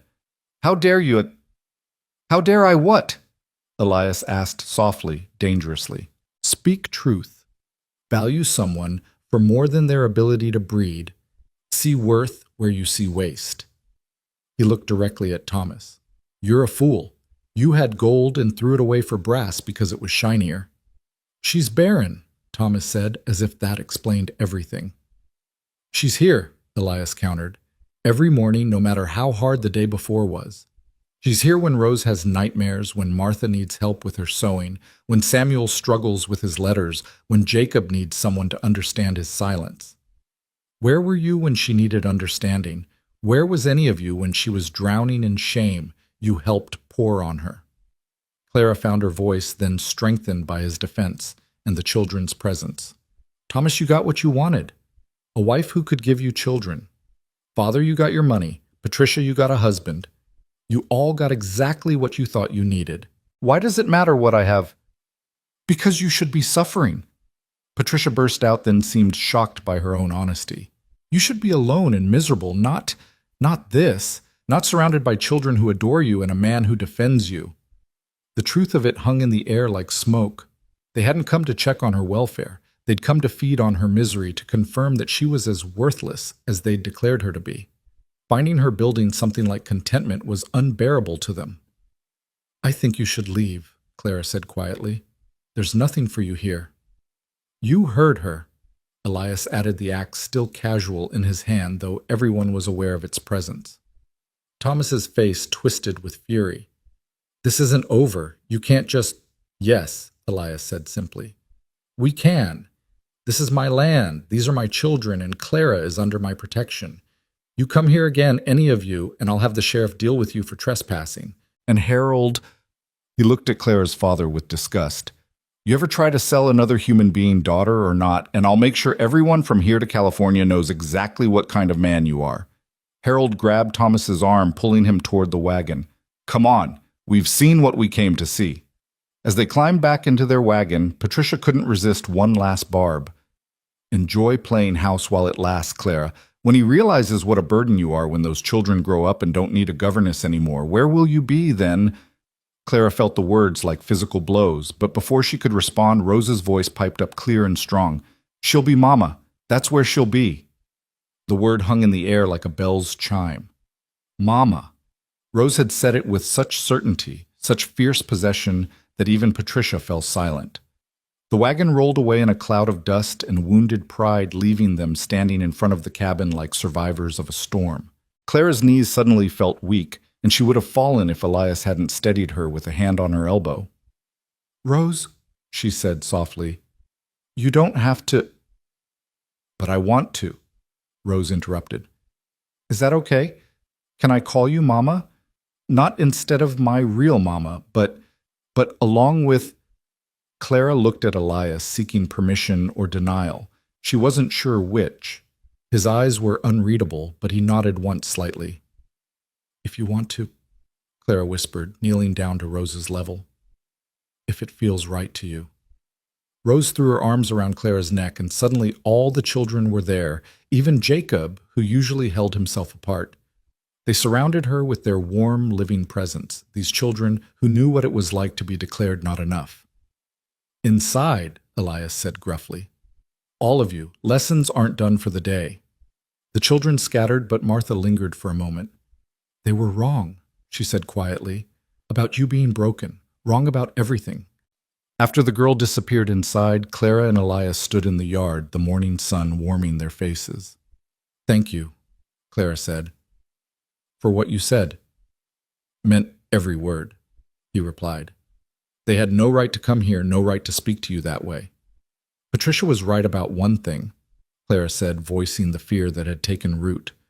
What happens when the children don't need a governess anymore, when they're grown and gone? Elias was quiet for a long moment, then said something that surprised her. Margaret asked me the same thing once. What would happen when the children were grown? Would we still have purpose, still have reason to be together beyond raising them? He paused, looking at the cabin where the sounds of lessons resuming filtered through the windows. I told her that children were just the first chapter of our story, not the whole book. But your book with her ended, Clara said gently. It did, he agreed, but that doesn't mean I can't start a new one. Different story, different chapters, but still worth reading. He looked at her, then really looked at her. You're not here just for the children, Clara. You're here because we need you, all of us, even me. The admission hung between them fragile as spun glass. Before Clara could respond, a cry came from the cabin. Samuel had apparently put something down Martha's dress, causing chaos to erupt. I should go, Clara said. We should go, Elias corrected. Can't have the governess managing all the discipline. That evening, after a day that felt like a week, Clara found herself in the barn with the moonflower seeds still in her pocket. The children had been especially clingy after the morning's confrontation, even Jacob allowing her to help him with his writing. They'd made a special dinner together, everyone contributing something, and the result had been edible, if not elegant. She was studying the barn wall, thinking about where to plant the climbing vines, when she heard footsteps. It was Elias, carrying a lantern and a bundle of something. Thought you might need these, he said, producing a collection of small wooden stakes and wire. For training the vines. Margaret saved them, but never got to use them. They worked together in companionable silence, setting up the structure that would support the moonflowers when they grew. If they grew. Clara tried not to think about that possibility, about another failure to add to her collection. They'll grow, Elias said, reading her thoughts. Sometimes things just need the right conditions. Right time, right place, right gardener. What if I'm not the right gardener? You are, he said with such certainty that she almost believed him. As they finished setting the last stake, they heard voices from the cabin. The children were arguing about something, their voices carrying on the night air. But it wasn't angry arguing, it was the kind of spirited debate that spoke of comfort, of family, of feeling safe enough to disagree. Rose really wants to call you Mama, Elias said quietly. Has since last week, but she was afraid to ask. What about the others? They'll find their own way, he said. Martha's not ready, may never be. The boys are torn between loyalty to Margaret's memory and their need for mothering. But Rose barely remembers Margaret. You're the only mother she really knows. Clara felt the weight of that responsibility, heavier than any bucket of water she'd hauled. I don't know how to be a mother. I couldn't even become one the normal way. There's no normal way, Elias said. Every parent fumbles through, it makes mistakes, figures it out as they go. The only difference is you're honest about not knowing. They stood there in the barn doorway, looking up at the stars that were just beginning to appear. The same stars that had witnessed her humiliation at the market, her father's betrayal, her ex-husband's cruelty. But also the stars that had seen Elias step forward with $50 and a chance at dignity. I'm going to plant them tomorrow, Clara decided. The moonflowers. Even if they don't bloom, at least I'll have tried. They'll bloom, Elias said again. Sometimes the most beautiful things come from the hardest struggles. A scream suddenly pierced the night, not fear but frustration. Samuel had apparently hidden Martha's needlework and was refusing to reveal its location. Clara and Elias shared a look that was part exasperation, part fondness. I'll handle Samuel, Elias said. You might want to check on Rose. She usually hides under the bed when the older ones fight. Clara found Rose exactly where Elias had predicted, curled up with her rag doll beneath the bed in the loft. Come out, sweetheart, Clara coaxed. It's just your brothers and sister being silly. Rose emerged slowly, dust bunnies in her hair. Were those people really your family? The mean ones who came today. By blood, yes, Clara said, settling the child in her lap. But family's more than blood, I'm learning. Papa says you're staying forever, Rose said. Is that true? Clara thought about Patricia's cutting words, about the uncertainty of the future, about all the ways this could go wrong. But then she thought about Elias defending her with an axe in his hand, about Martha teaching her to bind wounds, about Jacob offering his mother's seeds, about Samuel declaring she made the best apple dumplings. "Yes," she said firmly, "I'm staying forever." Rose relaxed against her, satisfied with this answer. "Good, because I already told everyone at church that I have a new mama." Mrs. Henderson made a face like she swallowed a lemon. Clara laughed, surprising herself with the genuine joy of it. "I bet she did." "She said it wasn't proper, but I told her Papa bought you fair and square, so that makes you ours." Rose paused. "That's right, isn't it? You're ours now." "Yes," Clara said softly, holding the child closer. "I'm yours, and you're mine, all of you." The next morning brought another test, though of a different kind. Clara woke to find blood on her sheets, her monthly courses arriving with their usual painful reminder of her body's betrayal. She'd learned to hide the pain from Thomas, who saw it as another sign of her failure. But hiding anything in a cabin with 6 people was nearly impossible. Martha noticed first, finding Clara bent double over the wash basin trying to clean the sheets before anyone else woke. "You're hurting," the girl said. It wasn't a question. "It's nothing," Clara managed through gritted teeth. Martha disappeared and returned with a cup of something that smelled vile. Willow bark tea. Mama drank it for the same thing. Said it was the only thing that helped. Clara accepted the cup, gratefully touched by the girl's matter-of-fact kindness. "Your mother taught you a lot about healing." "She said women had to take care of each other," Martha replied, helping Clara carry the sheets outside. "Because sometimes we're the only ones who understand certain kinds of pain." They worked together in the pre-dawn light, and Martha shared something she'd never spoken of before. "Mama lost 3 babies before Rose, after she had us. They just didn't take hold. She cried every time, even though Papa said it was God's will." Clara's hand stilled on the wet fabric. "That must have been so hard for her. She told me once that losing what you have is different from never having it at all, but both hurt in their own way." Martha looked at Clara directly. "She would have liked you, I think. You understand about different kinds of hurt." By the time the others woke, Clara had herself under control, though the pain still cramped through her abdomen in waves. Elias took one look at her pale face and sent the boys to do her morning chores without being asked. He didn't say anything directly, but she caught him making her tea throughout the day, the same bitter willow bark brew Margaret had relied on. That afternoon, while the children were practicing their letters, a different kind of visitor arrived. Dr. Morrison, the same man who had pronounced her barren 3 years ago, rode up on his gray mare, medical bag in hand. "Miss Jennings," he said, tipping his hat. "Or should I say Mrs. Boone?" "Miss Jennings," she corrected firmly. "I'm the governess here." His eyebrows rose slightly, but he didn't comment. "I see. Well, I'm here to check on the children. Elias asked me to come by, make sure they're all healthy before winter sets in." Clara watched him examine each child with professional thoroughness, his hands gentle despite his formal manner. When he finished, he paused beside her. "You look well," he said quietly. "Better than when I last saw you." "The last time you saw me, you were destroying my life," Clara said evenly. He had the grace to flinch. "I was giving a medical opinion, what others did with that information." "You knew exactly what would happen," Clara interrupted. "You knew Thomas would cast me aside. You knew my worth would be reduced to nothing. You knew, and you announced it anyway in front of him without any gentleness or care for what it would mean." Dr. Morrison was quiet for a moment. "You're right," he finally said. "I could have handled it with more compassion. I've learned since then that there are ways to deliver hard truths that don't destroy people." He paused. "I'm sorry." The apology surprised her. "Why now?" "Because I see you here with these children who clearly adore you.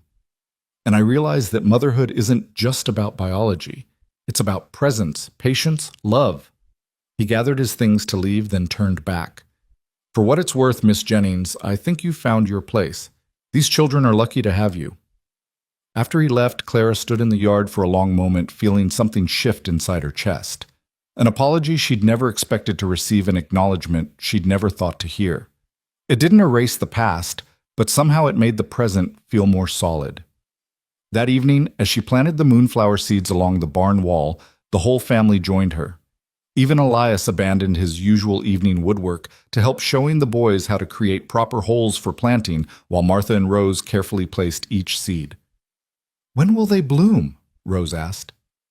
"If they grow not until late summer," Clara said. "They need time to establish themselves to grow strong enough to support flowers." "Like you," Jacob said quietly, then flushed red when everyone looked at him. "I mean, you needed time, too, to get strong here." Clara reached over and squeezed his shoulder gently. "We all need time to grow strong, Jacob.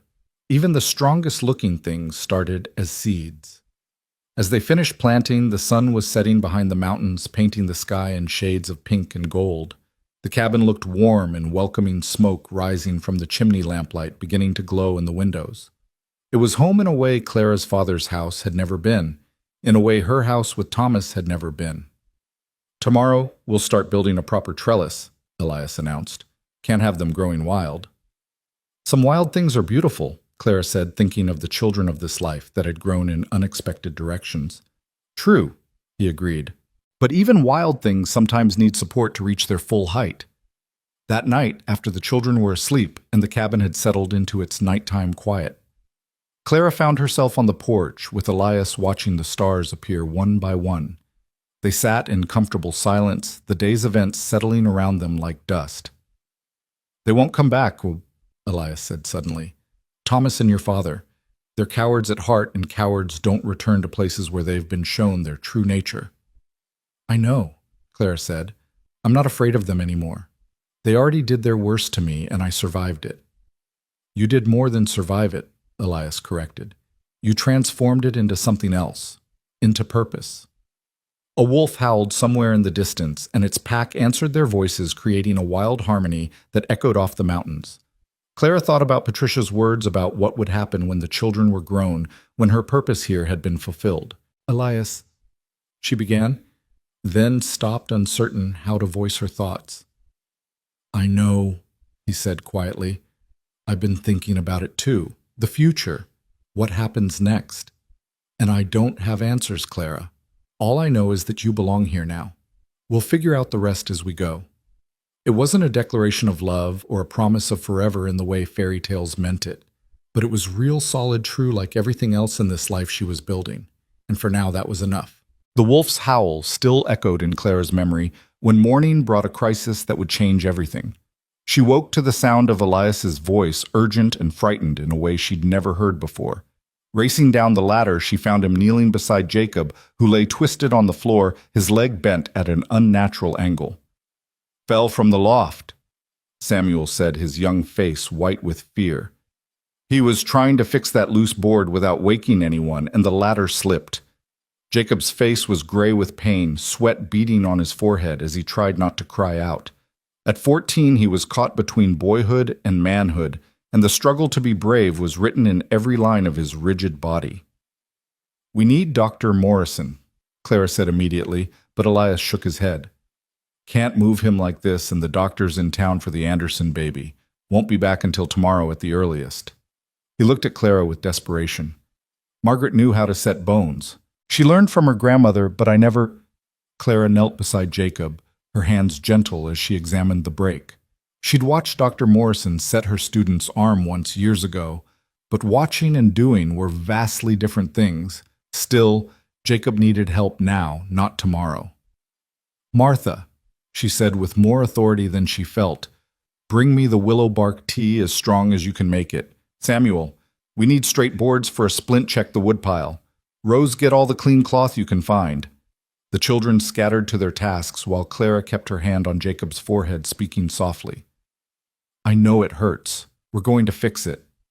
"Can't," Jacob gasped. "You don't know how—" "Then we'll learn together," Clara said firmly. Sometimes that's all anyone can do, learn as they go and hope for the best. When Martha returned with the tea, Clara helped Jacob drink it, waiting for the pain to dull slightly. Elias held his son's shoulders while Clara examined the leg more carefully. It was a clean break, thank God, below the knee. She could see how the bones needed to align, could feel it almost instinctively. "This is going to hurt," she warned Jacob, "but I need you to trust me." The boy looked at her, really looked at her, and she saw the moment he decided. "Do it," he whispered. What followed was perhaps the longest few minutes of Clara's life. With Elias holding Jacob steady, she pulled the leg straight, feeling the bones shift back into alignment. Jacob's scream cut through her like a blade, but she didn't stop, didn't hesitate. Martha appeared at her side with the boards, and together they splinted the leg with an efficiency born of necessity. When it was done, Jacob had passed out from the pain, his face pale but peaceful. Clara's hands were shaking so badly she couldn't hold the cup of water Samuel offered her. "You did it," Elias said, his voice rough with emotion. "You saved him." "We don't know that yet," Clara said, but when Dr. Morrison arrived the next day, he confirmed that the bone was set perfectly. "Where did you learn to do this?" he asked, clearly impressed. "I didn't," Clara admitted. "I just knew what needed to be done." The doctor studied her for a moment. "Some people have healing hands, Miss Jennings. They know how to fix broken things because they understand breaking from the inside out." Jacob's recovery became the center of household life. He was a terrible patient, frustrated by his immobility, angry at his helplessness. But Clara weathered his storms with patience she didn't know she possessed, sitting with him through the long nights when the pain kept him awake, reading to him from the few books they owned until her voice went hoarse. It was during one of those nights when the pain was particularly bad, and Jacob couldn't stop the tears, that he said the word that changed everything. "Mama," he whispered, not to the memory of Margaret, but to Clara, who held his hand in the darkness. "Mama, make it stop hurting." Clara's heart broke and mended itself in the same instant. "I can't make it stop," she said softly, "but I can stay with you through it. Sometimes that's all mothers can do. Stay with their children through the hurt." "Is that what you are now?" Jacob asked through his tears. "Our mother." "If you'll have me," Clara whispered back. "Margaret was our mother," he said carefully. "She gave us life, taught us to walk and talk and be good people. But you—" He paused, searching for words. "You're teaching us how to keep living after loss. That's a kind of mothering too, isn't it?" Clara couldn't speak past the lump in her throat, so she just held his hand tighter. They stayed like that until dawn, when the pain finally eased enough for sleep. Word of Clara setting Jacob's legs spread through the valley like wildfire. Within a week, people were bringing her their minor ailments, cuts that wouldn't heal, coughs that lingered, sprains and strains. She protested that she wasn't a healer, but mountain folk were practical people. They'd seen what she did for Jacob, and that was enough. Mrs. Henderson arrived on a Tuesday afternoon, her face pinched with disapproval, and something else pained Clara realized. The woman's hand was wrapped in a dirty cloth, and when Clara carefully unwound it, she found an infected cut, angry and swollen. "I don't need your help," Mrs. Henderson said stiffly. The doctor's away again, and my husband insisted—" Clara could have been petty, could have reminded the woman of her cruel words, her judgment, her gossip. Instead, she cleaned the wound with gentle hands, applied a poultice Martha helped her prepare, and wrapped it in clean cloth. "Come back in 3 days," Clara instructed. "Keep it clean and dry." Mrs. Henderson stared at her for a long moment. "Why are you helping me?" "After everything I said." "Because you need help," Clara said simply. "And because holding on to anger is like holding on to a hot coal, it only burns the one who won't let go." The woman left without thanks, but she returned 3 days later as instructed. The wound was healing cleanly. This time she lingered after Clara rewrapped her hand. "The whole town was wrong about you," she said quietly, "about what you're worth." "No," Clara corrected gently. "They were just measuring with the wrong scale." Summer arrived in a burst of green and gold, and with it came the first signs that the moonflowers might actually grow. Tiny shoots pushed through the soil, reaching for the sun with determination that felt personal to Clara. She tended them carefully, watering in the cool mornings, building up the trellis as they climbed. The children helped even Jacob on his crutches, which Dr. Morrison said he'd need for another month at least. They made it a family ritual, this tending of flowers that bloomed in darkness. and Clara began to tell them more stories about things that thrived in unexpected places. It was during one of these gardening sessions that Elias said something that stopped Clara's heart. "We should make it official," he said quietly, his hands busy training a vine. "You being here, the children calling you Mama, all of it." Clara's hand stilled on the leaves. "What are you saying?" "I'm saying that you're already mother to these children in every way that matters. You're already the heart of this home." He paused, visibly struggling with words. "I'm not offering romance, Clara. That part of me died with Margaret. But I'm offering partnership, family, a legal claim to the life you've already built here." "You're asking me to marry you." Clara's voice was barely a whisper. "I'm asking you to make official what already exists," Elias corrected. "To give you the protection of my name, the security of knowing this will always be your home. To give the children the mother they've already chosen." Clara thought about Thomas's proposal years ago, full of promises and passion that had turned to ash the moment she couldn't fulfill her biological purpose. This was different.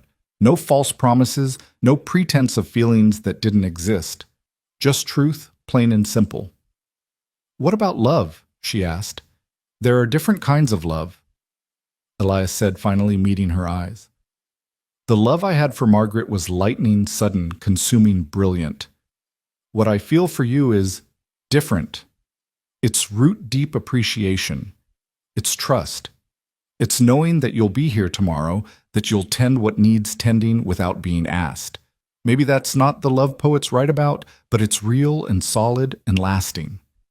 Before Clara could respond, Rose's voice carried across the garden. "Papa, Miss Clara, come quick. Samuel's stuck in a tree." They found Samuel 20 feet up in a pine, frozen with fear, unable to climb up or down. Elias started to go after him, but his own fear of losing another family member made his hands shake. "I'll go," Clara said, already pulling off her apron. She'd climbed trees as a girl before propriety and marriage had clipped her wings. "Clara, no." Elias started, but she was already climbing her skirts, hiked up in a way that would have scandalized proper society. The bark was rough under her hands, and sap stuck to everything, but she climbed steadily until she reached Samuel. "I'm scared," the boy whispered. "So am I," Clara admitted. "But we're going to be scared together going down, which is better than being scared alone up here." Step by careful step, she guided him down her body, shielding his smaller one until they reached the ground where Elias caught them both in an embrace that spoke louder than words. "Yes," Clara said against his shoulder. "My answer is yes." The wedding, if it could be called that, took place 2 weeks later in the cabin's main room. Pastor Williams from town officiated with only the children, and surprisingly, Mrs. Henderson and Dr. Morrison as witnesses. Clara wore Margaret's wedding dress, which Martha and Rose had altered to fit, insisting that their first mama would want their new mama to have it. The ceremony was simple, no flowers except the wild ones Rose picked, no music except the wind through the pines, no feast except the meal they all cooked together.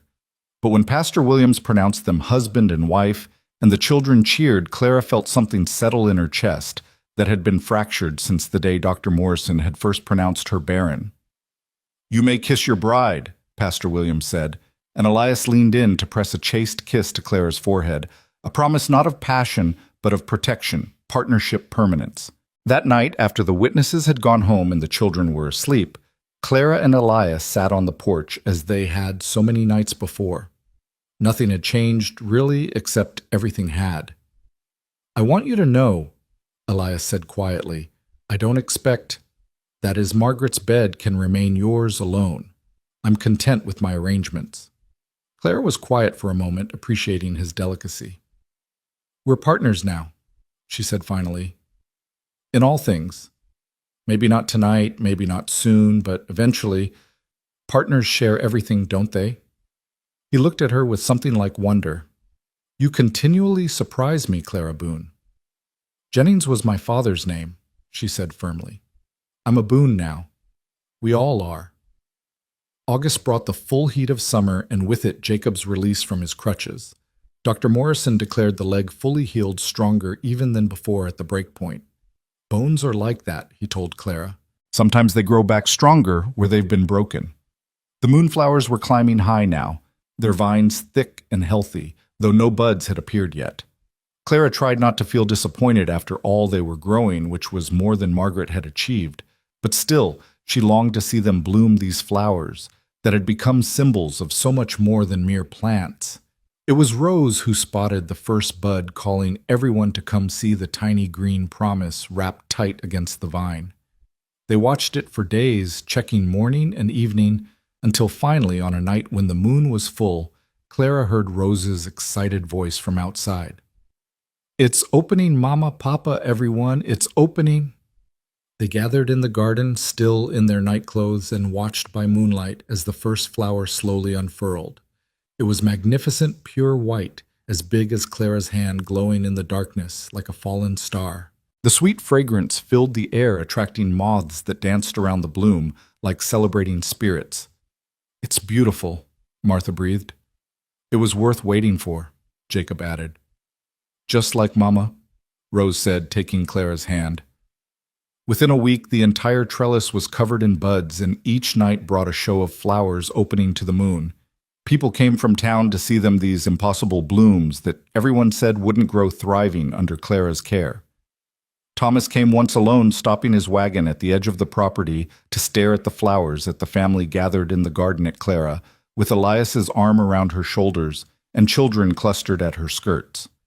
He didn't get down, didn't speak, just looked for a long moment before turning his wagon around and leaving. Clara never saw him again. September brought harvest time, and with it a test of a different kind. Elias was cutting timber on the high ridge when the accident happened. A tree fell wrong, catching him across the chest, breaking ribs, and leaving him struggling to breathe. The men who worked with him carried him home on a makeshift stretcher, their faces grim. Dr. Morrison came, immediately binding the ribs, giving instructions for care. "He'll live," he told Clara privately, "but it'll be a long recovery, and if fever sets in—" Clara didn't let him finish. She'd lost too much to lose this too. This man who'd given her dignity, this family, she'd helped rebuild this life she'd carved from sorrow. For 3 days and nights she didn't leave his side. When fever did come, she fought it with willow bark and cool cloths, with stubbornness and prayer. The children helped bringing water, keeping the fire going, taking turns reading to their father, even when he was too delirious to hear. On the third night, when his breathing was so labored that each breath sounded like a mountain being moved, Clara did something she hadn't done since the day she'd learned she was barren. She bargained with God. "You took my ability to create life," she whispered in the darkness. "Don't take my ability to preserve it. These children need their father. I need my partner. Please." Whether it was prayer or willow bark or pure determination, the fever broke at dawn. Elias opened clear eyes to find Clara asleep in the chair beside him, her hand clasped in his, the children curled up on the floor around them like puppies. "Clara," he whispered, and she jerked awake. "You're back," she said, tears streaming down her face. "You came back." "You wouldn't let me go," he said with a weak smile. "Heard you threatening me even in my dreams. Something about, if I died, you'd follow me to heaven and make my afterlife miserable." "I would have," she said fiercely. "We're partners, remember. Where you go, I go." His recovery was slow but steady. Clara managed the lumber contracts, handled the men, kept the household running while nursing him back to health. No one questioned her authority. She'd earned their respect, setting Jacob's leg, and she solidified it by proving she could handle numbers as well as any man. It was during this time that Harold came for his final visit. He appeared one October morning when Elias was finally able to sit on the porch, though walking was still beyond him. "I came to apologize," Harold said without preamble, "and to give you this." He held out a small leather pouch. Clara didn't take it. "I don't want your money, Father." "It's not money," he said quietly. "It's your mother's wedding ring. The real one, not the one she gave you before. This one she hid from me, knew I'd sell it if times got hard. She wanted you to have it, but I was angry, ashamed. I kept it out of spite." Clara took the pouch, feeling the weight of the ring inside. "Why now?" "Because I heard what you did for the Henderson woman. For others too." Heard you saved your husband's life, your son's leg. Heard you grew those flowers everyone said were impossible. He paused, looking older than his years. I was wrong, Clara. About your worth. About everything. Yes, Clara said simply. You were. Harold flinched but nodded. Your mother, she wanted to come, but she's ill. Consumption, the doctor says. She doesn't have long. Clara felt the news like a physical blow, but her face remained calm. Thank you for telling me. Would you come see her before? He trailed off. Clara looked at Elias, who nodded slightly. I'll come, she said, but not for you, for her, and I'll bring my family. Harold's eyes widened as he took in the implication, all these children, his grandchildren now by law, if not blood. All of them. We're a package, Clara said firmly. Take us all, or have none of us. He nodded slowly. She'd like that. She always wanted grandchildren. After he left, Clara sat beside Elias on the porch, rolling the ring between her fingers. It was simple, just a gold band with a tiny chip of diamond, but it represented so much dreams, deferred love, complicated by hardship. The mother who couldn't stand up for her but had tried to provide for her in secret. We don't have to go, Elias said quietly. Yes, we do, Clara replied. Forgiveness isn't for them, it's for us. For the children to see that even the deepest wounds can heal, even if they leave scars. The visit to Clara's dying mother was both harder and easier than expected. Elizabeth wept. When she saw Clara, wept harder. When the children called her grandma at Clara's prompting, she held Rose on her lap, helped Martha with her embroidery, listened to the boys read all, while coughing blood into handkerchiefs she tried to hide. They're beautiful, she whispered to Clara. Your children. They are, Clara agreed, not bothering to explain the biology. These were her children in every way that mattered. I was weak, Elizabeth said on the last day of their visit. When your father said he would sell you, I should have fought, should have left him, but I was afraid of poverty, of shame, of being alone. You were surviving, Clara said, finding forgiveness she didn't know she possessed. We all do what we must to survive. Elizabeth pressed the wedding ring onto Clara's finger herself, her hands shaking with the effort.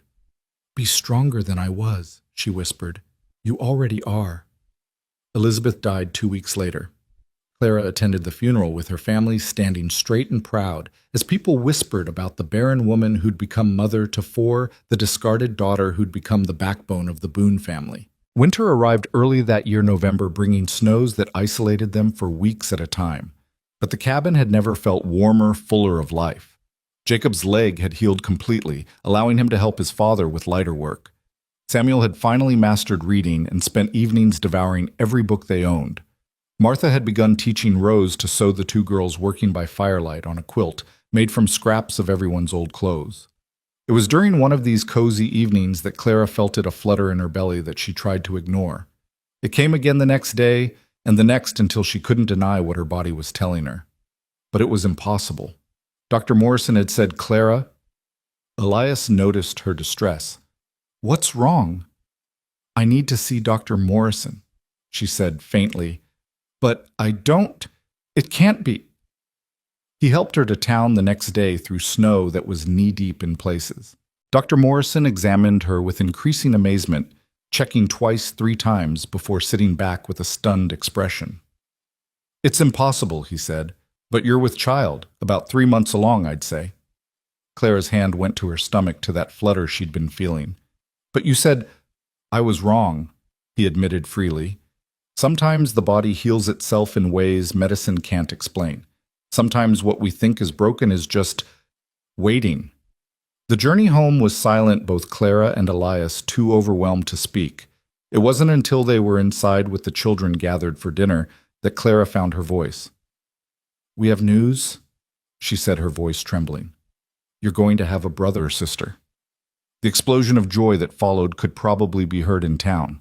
Rose danced around the table. Samuel whooped loud enough to shake snow from the roof.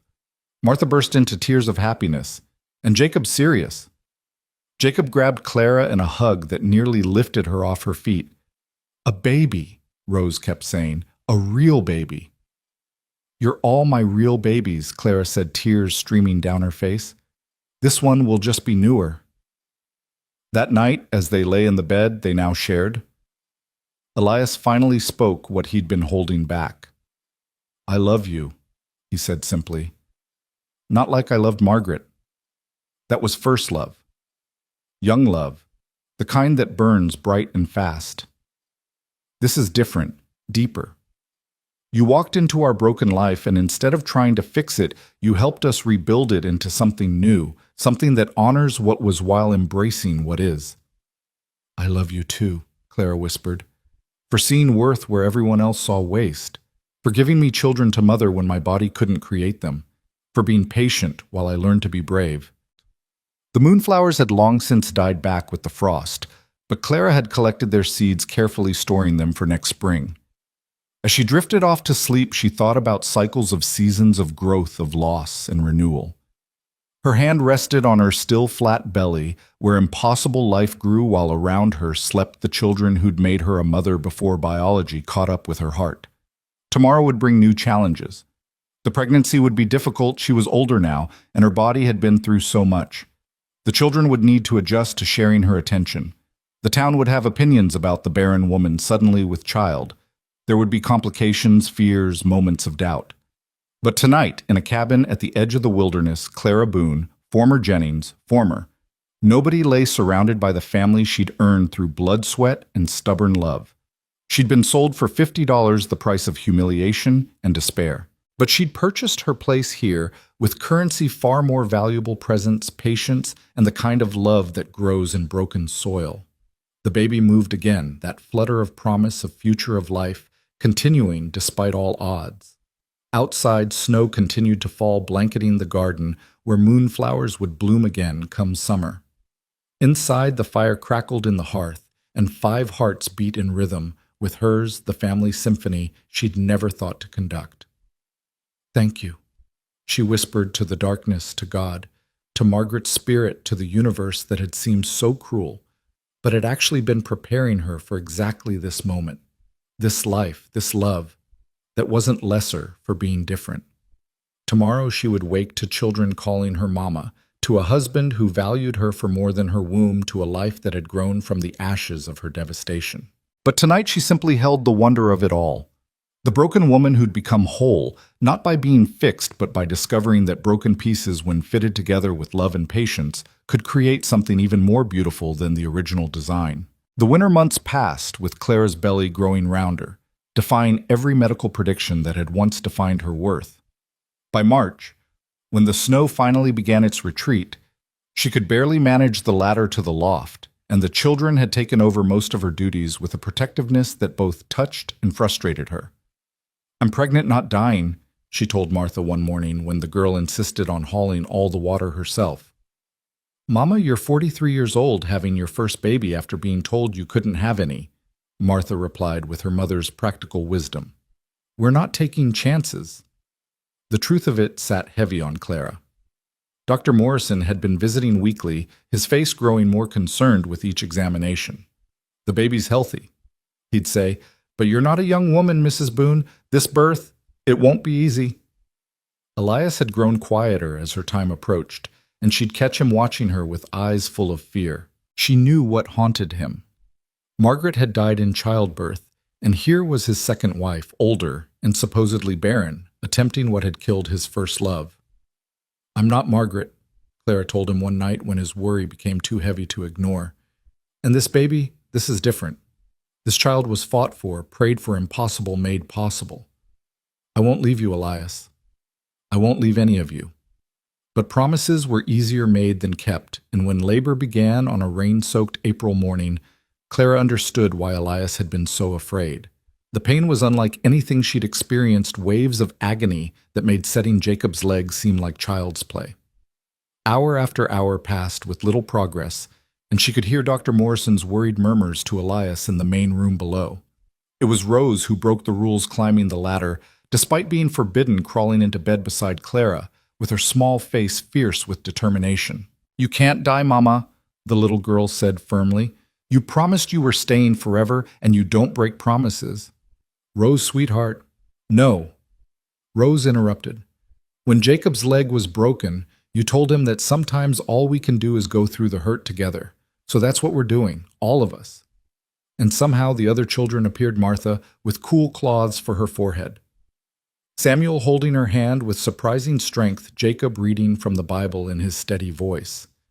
Even Elias abandoned propriety to kneel beside the bed, his weathered hand gentle on her sweat-soaked hair. We're here, he whispered. All of us. You're not alone in this. Perhaps it was their presence that gave her strength, or perhaps the baby simply decided it was time. Either way, as the sun broke through the rain clouds, casting the room in golden light, Clara's daughter entered the world with a cry that sounded like victory. A girl! Dr. Morrison announced, his relief palpable. Small but perfect. And Clara, you did it. You both made it through. They named her Hope because what else could they call a child who shouldn't exist, born to a woman who shouldn't be able to bear children into a family, built from broken pieces? Hope Boone, with her father's dark hair and her mother's stubborn chin, who would grow up surrounded by siblings who chose her just as they'd chosen Clara. The weeks that followed were a blur of exhaustion and wonder. Clara had thought she understood motherhood from raising the 4 children who'd claimed her, but the physical demands of an infant were different. Her body, which had betrayed her for so long, now worked overtime to nourish this tiny life. She leaked milk at inconvenient moments, her bones ached from the birth, and sleep became a distant memory. But the other children rallied around their new sister with touching devotion. Jacob fashioned a cradle that could rock with the push of a foot, allowing Clara to soothe the baby while teaching lessons. Samuel appointed himself Hope's protector, standing guard during her naps, as if wolves might suddenly appear in the cabin. Martha took over much of the cooking, her skills having improved dramatically under Clara's tutelage. And little Rose, who had first called her Mama, sang to Hope whenever she cried the same lullabies Clara had taught her. She's not replacing you, Clara assured them one evening when she caught a hint of uncertainty in their eyes. She's adding to us. Our family just keeps growing like the garden. Speaking of the garden, the moonflowers had returned with vigor that spring, their vines already climbing the trellis that had been reinforced over winter. But Clara had expanded beyond just moonflowers now.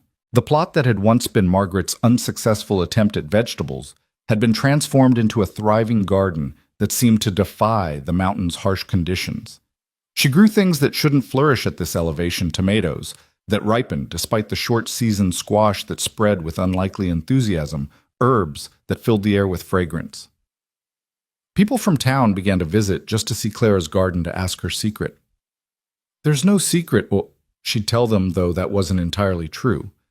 The secret was understanding that gardens, like families, grew best when tended with patient love rather than desperate need.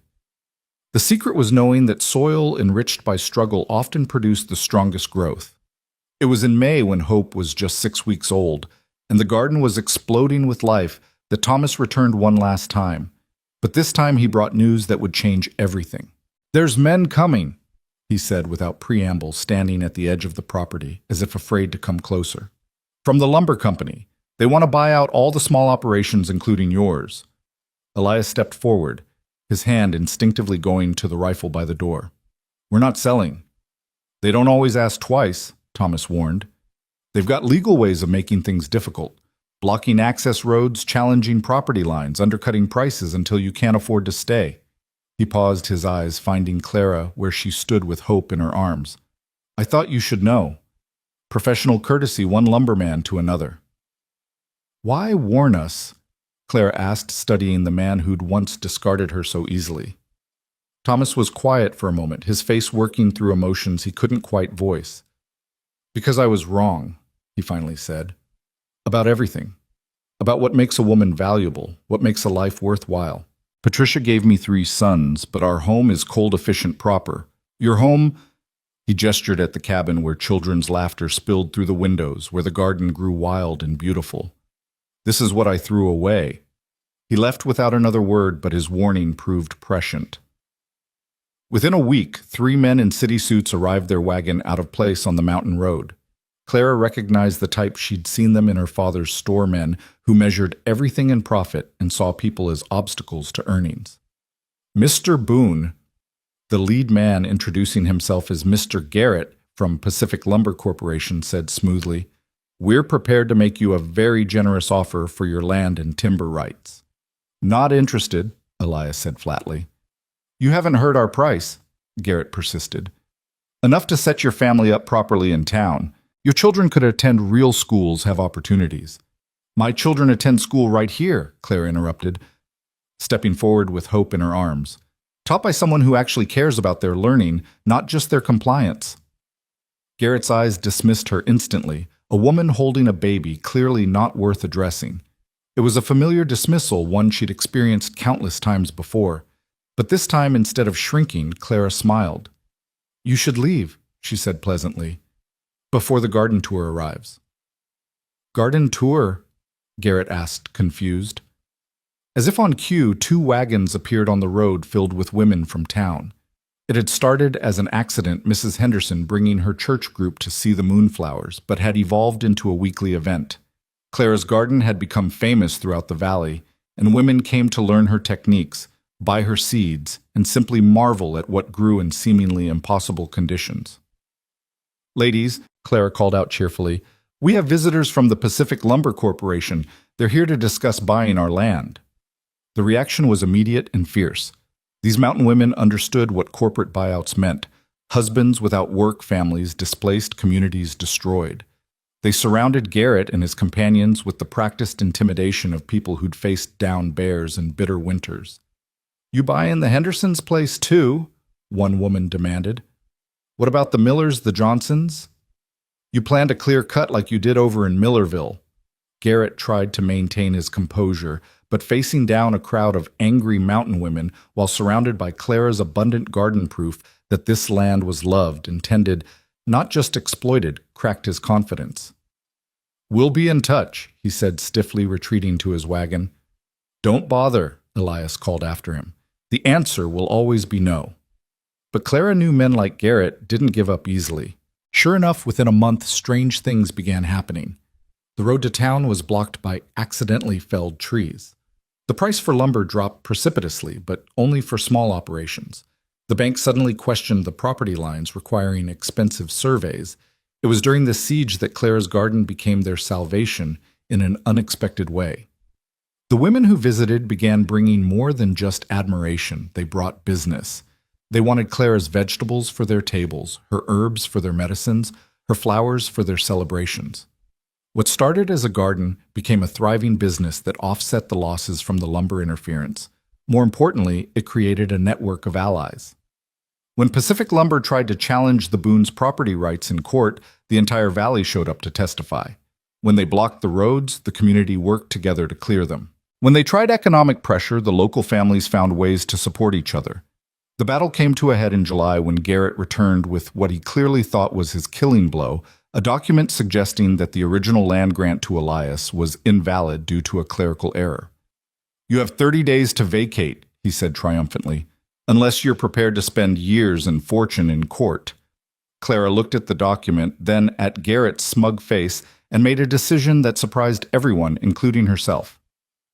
"Mr. Garrett," she said sweetly, "have you met Judge Patterson's wife, lovely woman? She was here just last week learning how to grow moonflowers. Her husband, the judge who would hear this case, was so pleased with the bouquet she brought home that he's commissioned me to plant a garden at the courthouse." Garrett's face paled slightly, but he rallied. "You can't influence a judge through his wife." "Oh, I wouldn't dream of it," Clara continued. "But Judge Patterson is very interested in preservation of family farms. His own grandfather was pushed off his land by a company much like yours. I'm sure he'll give your case all the attention it deserves." She paused, then delivered her final blow.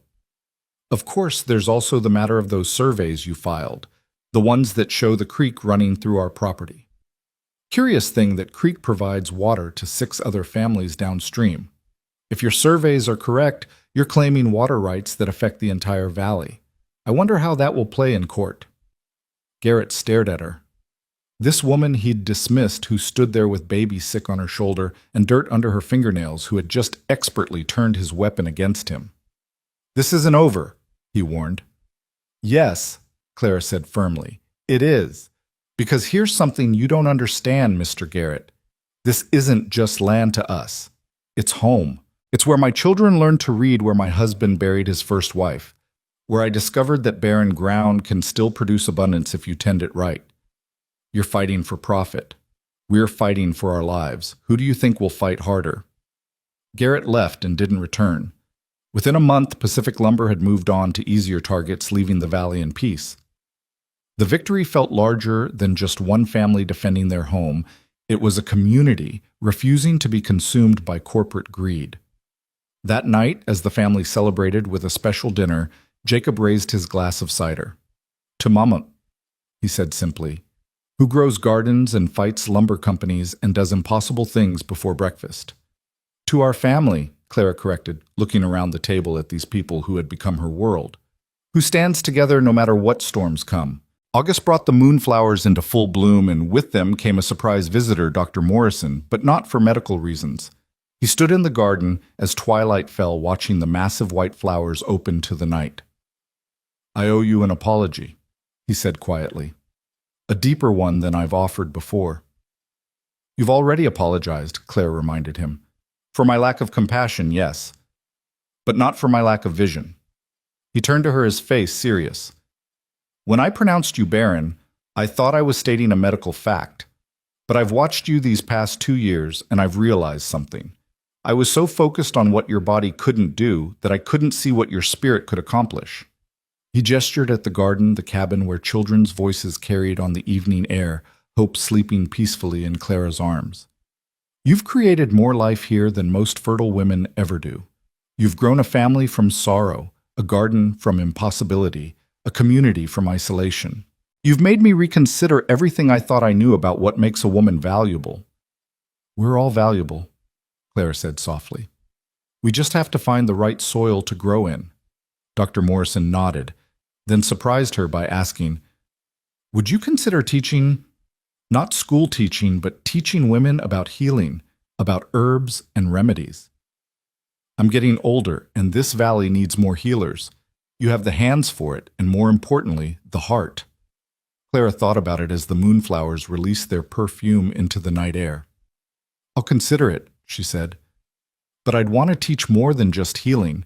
I'd want to teach women that their worth isn't measured by one standard, that there are many ways to nurture life." "That might be the most important medicine of all," so the doctor agreed. As autumn approached, the garden reached its peak abundance. Clara and the children spent days preserving food for winter, canning tomatoes, drying herbs, storing roots in the cold cellar. The work was hard but satisfying, made lighter by the constant chatter and laughter that now filled their home. It was during one of these preserving sessions that Martha made an announcement that stopped everyone in their tracks. "I want to go to the teaching college," she said quietly. "In the city. Mrs. Henderson says there's scholarships for mountain girls who show promise." The silence that followed was deafening. Martha at 17 was old enough to leave, but the thought of this family fragmenting was painful. Clara saw Elias's face close off the fear of loss returning. "That's wonderful," Clara said firmly, earning a shocked look from her husband. "You'd make an excellent teacher, Martha." "But the family," Martha began, tears in her eyes. "We'll always be here," Clara interrupted. "This isn't a cage, sweetheart. It's a nest. And nests are meant to launch birds who are ready to fly." Later that night, Elias confronted her. "How can you encourage her to leave? Because keeping her here out of fear would be another kind of death," Clara said gently. "We raise them to be strong enough to choose their own paths, Elias. That's what parents do. We give them roots and wings both." "Margaret would have fought to keep them close," he said roughly. "No," Clara said with certainty. "Margaret would have wanted them to flourish wherever that took them. She'd understand that love doesn't mean holding tight, it means holding steady while they explore how far they can grow." The first frost came early that year, ending the moonflowers' season, but not their impact. Clara had collected hundreds of seeds, which she packaged carefully with growing instructions. She sent them throughout the valley, and beyond each packet carrying a small note, "For gardens that bloom in darkness." Orders came from as far as San Francisco, women writing to say they'd heard of the barren woman who grew impossible gardens, asking for seeds and hope in equal measure. Clara filled each order personally, understanding that she was sending more than seeds. She was sending proof that beauty could grow from broken ground. Winter settled over the mountain like a familiar blanket, and the family drew close around the fire. Hope, now crawling everywhere, delighted in her siblings' attention. Martha worked on her scholarship applications with Clara's help, while the boys planned improvements to the garden for next year. Elias had built a greenhouse against the south wall of the cabin, determined that Clara's garden would have a chance to grow year-round. "Why?" Clara asked when he showed her the completed structure. "Because your garden saved us," he said simply.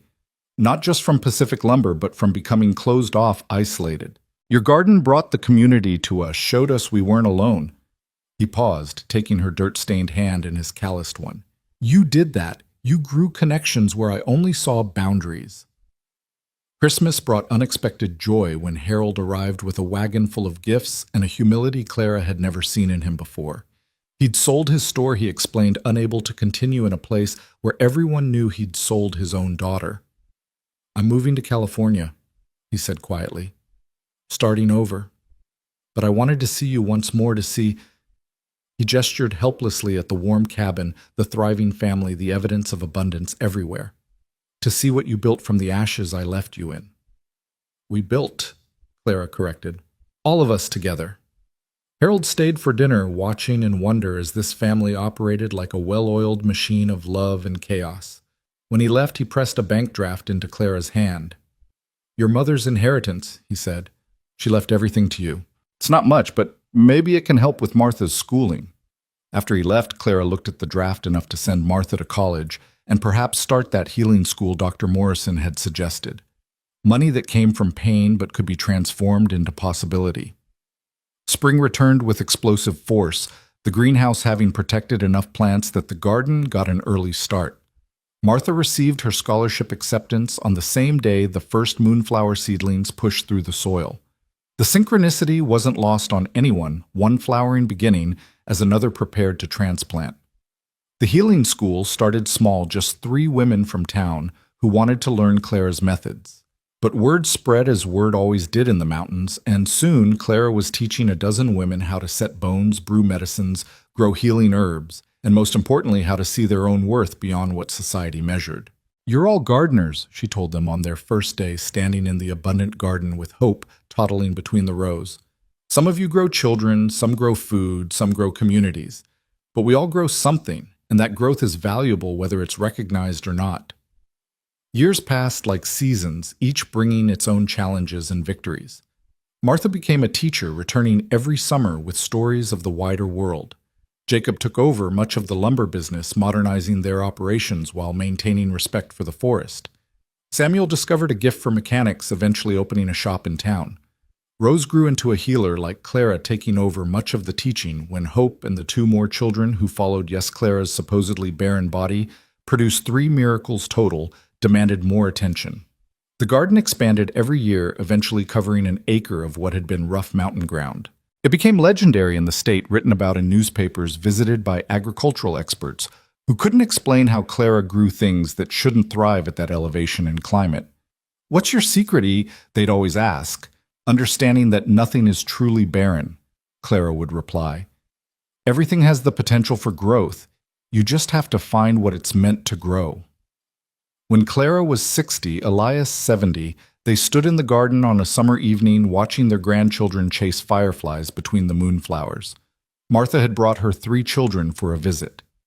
Jacob's 2 were there as always, and even Samuel had driven up from town with his twin boys.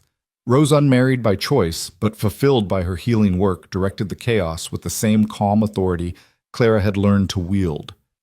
"Did you imagine this?" Elias asked, his arm around Clara's shoulders.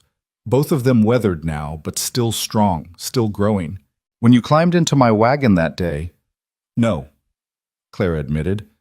"I couldn't imagine anything beyond surviving the next day." She paused, watching Hope, now 17, and beautiful, teaching the younger children how to identify healing herbs. "But maybe that's the secret. We don't have to imagine the whole garden. We just have to plant one seed at a time and trust that something will grow." That night, as they had for 30 years now, the moonflowers opened to the darkness, their white faces glowing in the moonlight, releasing their perfume into the mountain air. They'd spread far beyond the original trellis climbing the barn, the greenhouse, even the cabin walls. What had started as a handful of failed seeds had become a living testament to the power of patient tending. Clara thought of Patricia, who'd visited once years ago, her face pinched with unhappiness, despite her 4 sons and prosperous husband. She'd stood in Clara's garden surrounded by abundance and asked with genuine confusion, "How did you get all this?" "You were barren, you were nothing." "I was never nothing," Clara had replied gently. "I was just planted in the wrong soil. When I found the right place to grow, I flourished. We all do, given the chance." The gravestone, when it came many years later, would read, as Elias had once promised, "Here grew everything she was never given, and all that she gave anyway." But that was still decades in the future. For now, Clara Boone stood in her impossible garden, surrounded by the family she'd grown from sorrow, watching moonflowers bloom in defiance of everything that said they shouldn't. The garden would outlive her, tended by generations who understood that the most beautiful things often grew from the hardest ground. Children would play where moonflowers climbed, learning that broken didn't mean worthless, that barren was just another word for potential waiting to be discovered, that love planted with patience could grow gardens that never truly died. In the ending that was really a beginning, Clara looked at what she'd grown, not just plants, but people, not just a garden, but a legacy of resilience. She'd been sold for $50 as damaged goods, but she'd purchased her place in the world with courage, tenderness, and the radical belief that everyone deserved to bloom. The moonflowers glowed in the darkness, and Clara smiled, knowing that sometimes the most profound gardens were the ones that grew, not in spite of the darkness, but because of it. Her hand found Elias's weathered fingers intertwining as they stood in the garden that had grown from impossible seeds, in the family that had grown from broken hearts, in the love that had grown from letting go of what should be to embrace what was. And in that mountain garden where moonflowers bloomed against all odds, and broken people had built something whole, the truth was as clear as starlight. Some gardens never die because they're planted not just in soil, but in souls. And souls, Clara had learned, were the most fertile ground of all.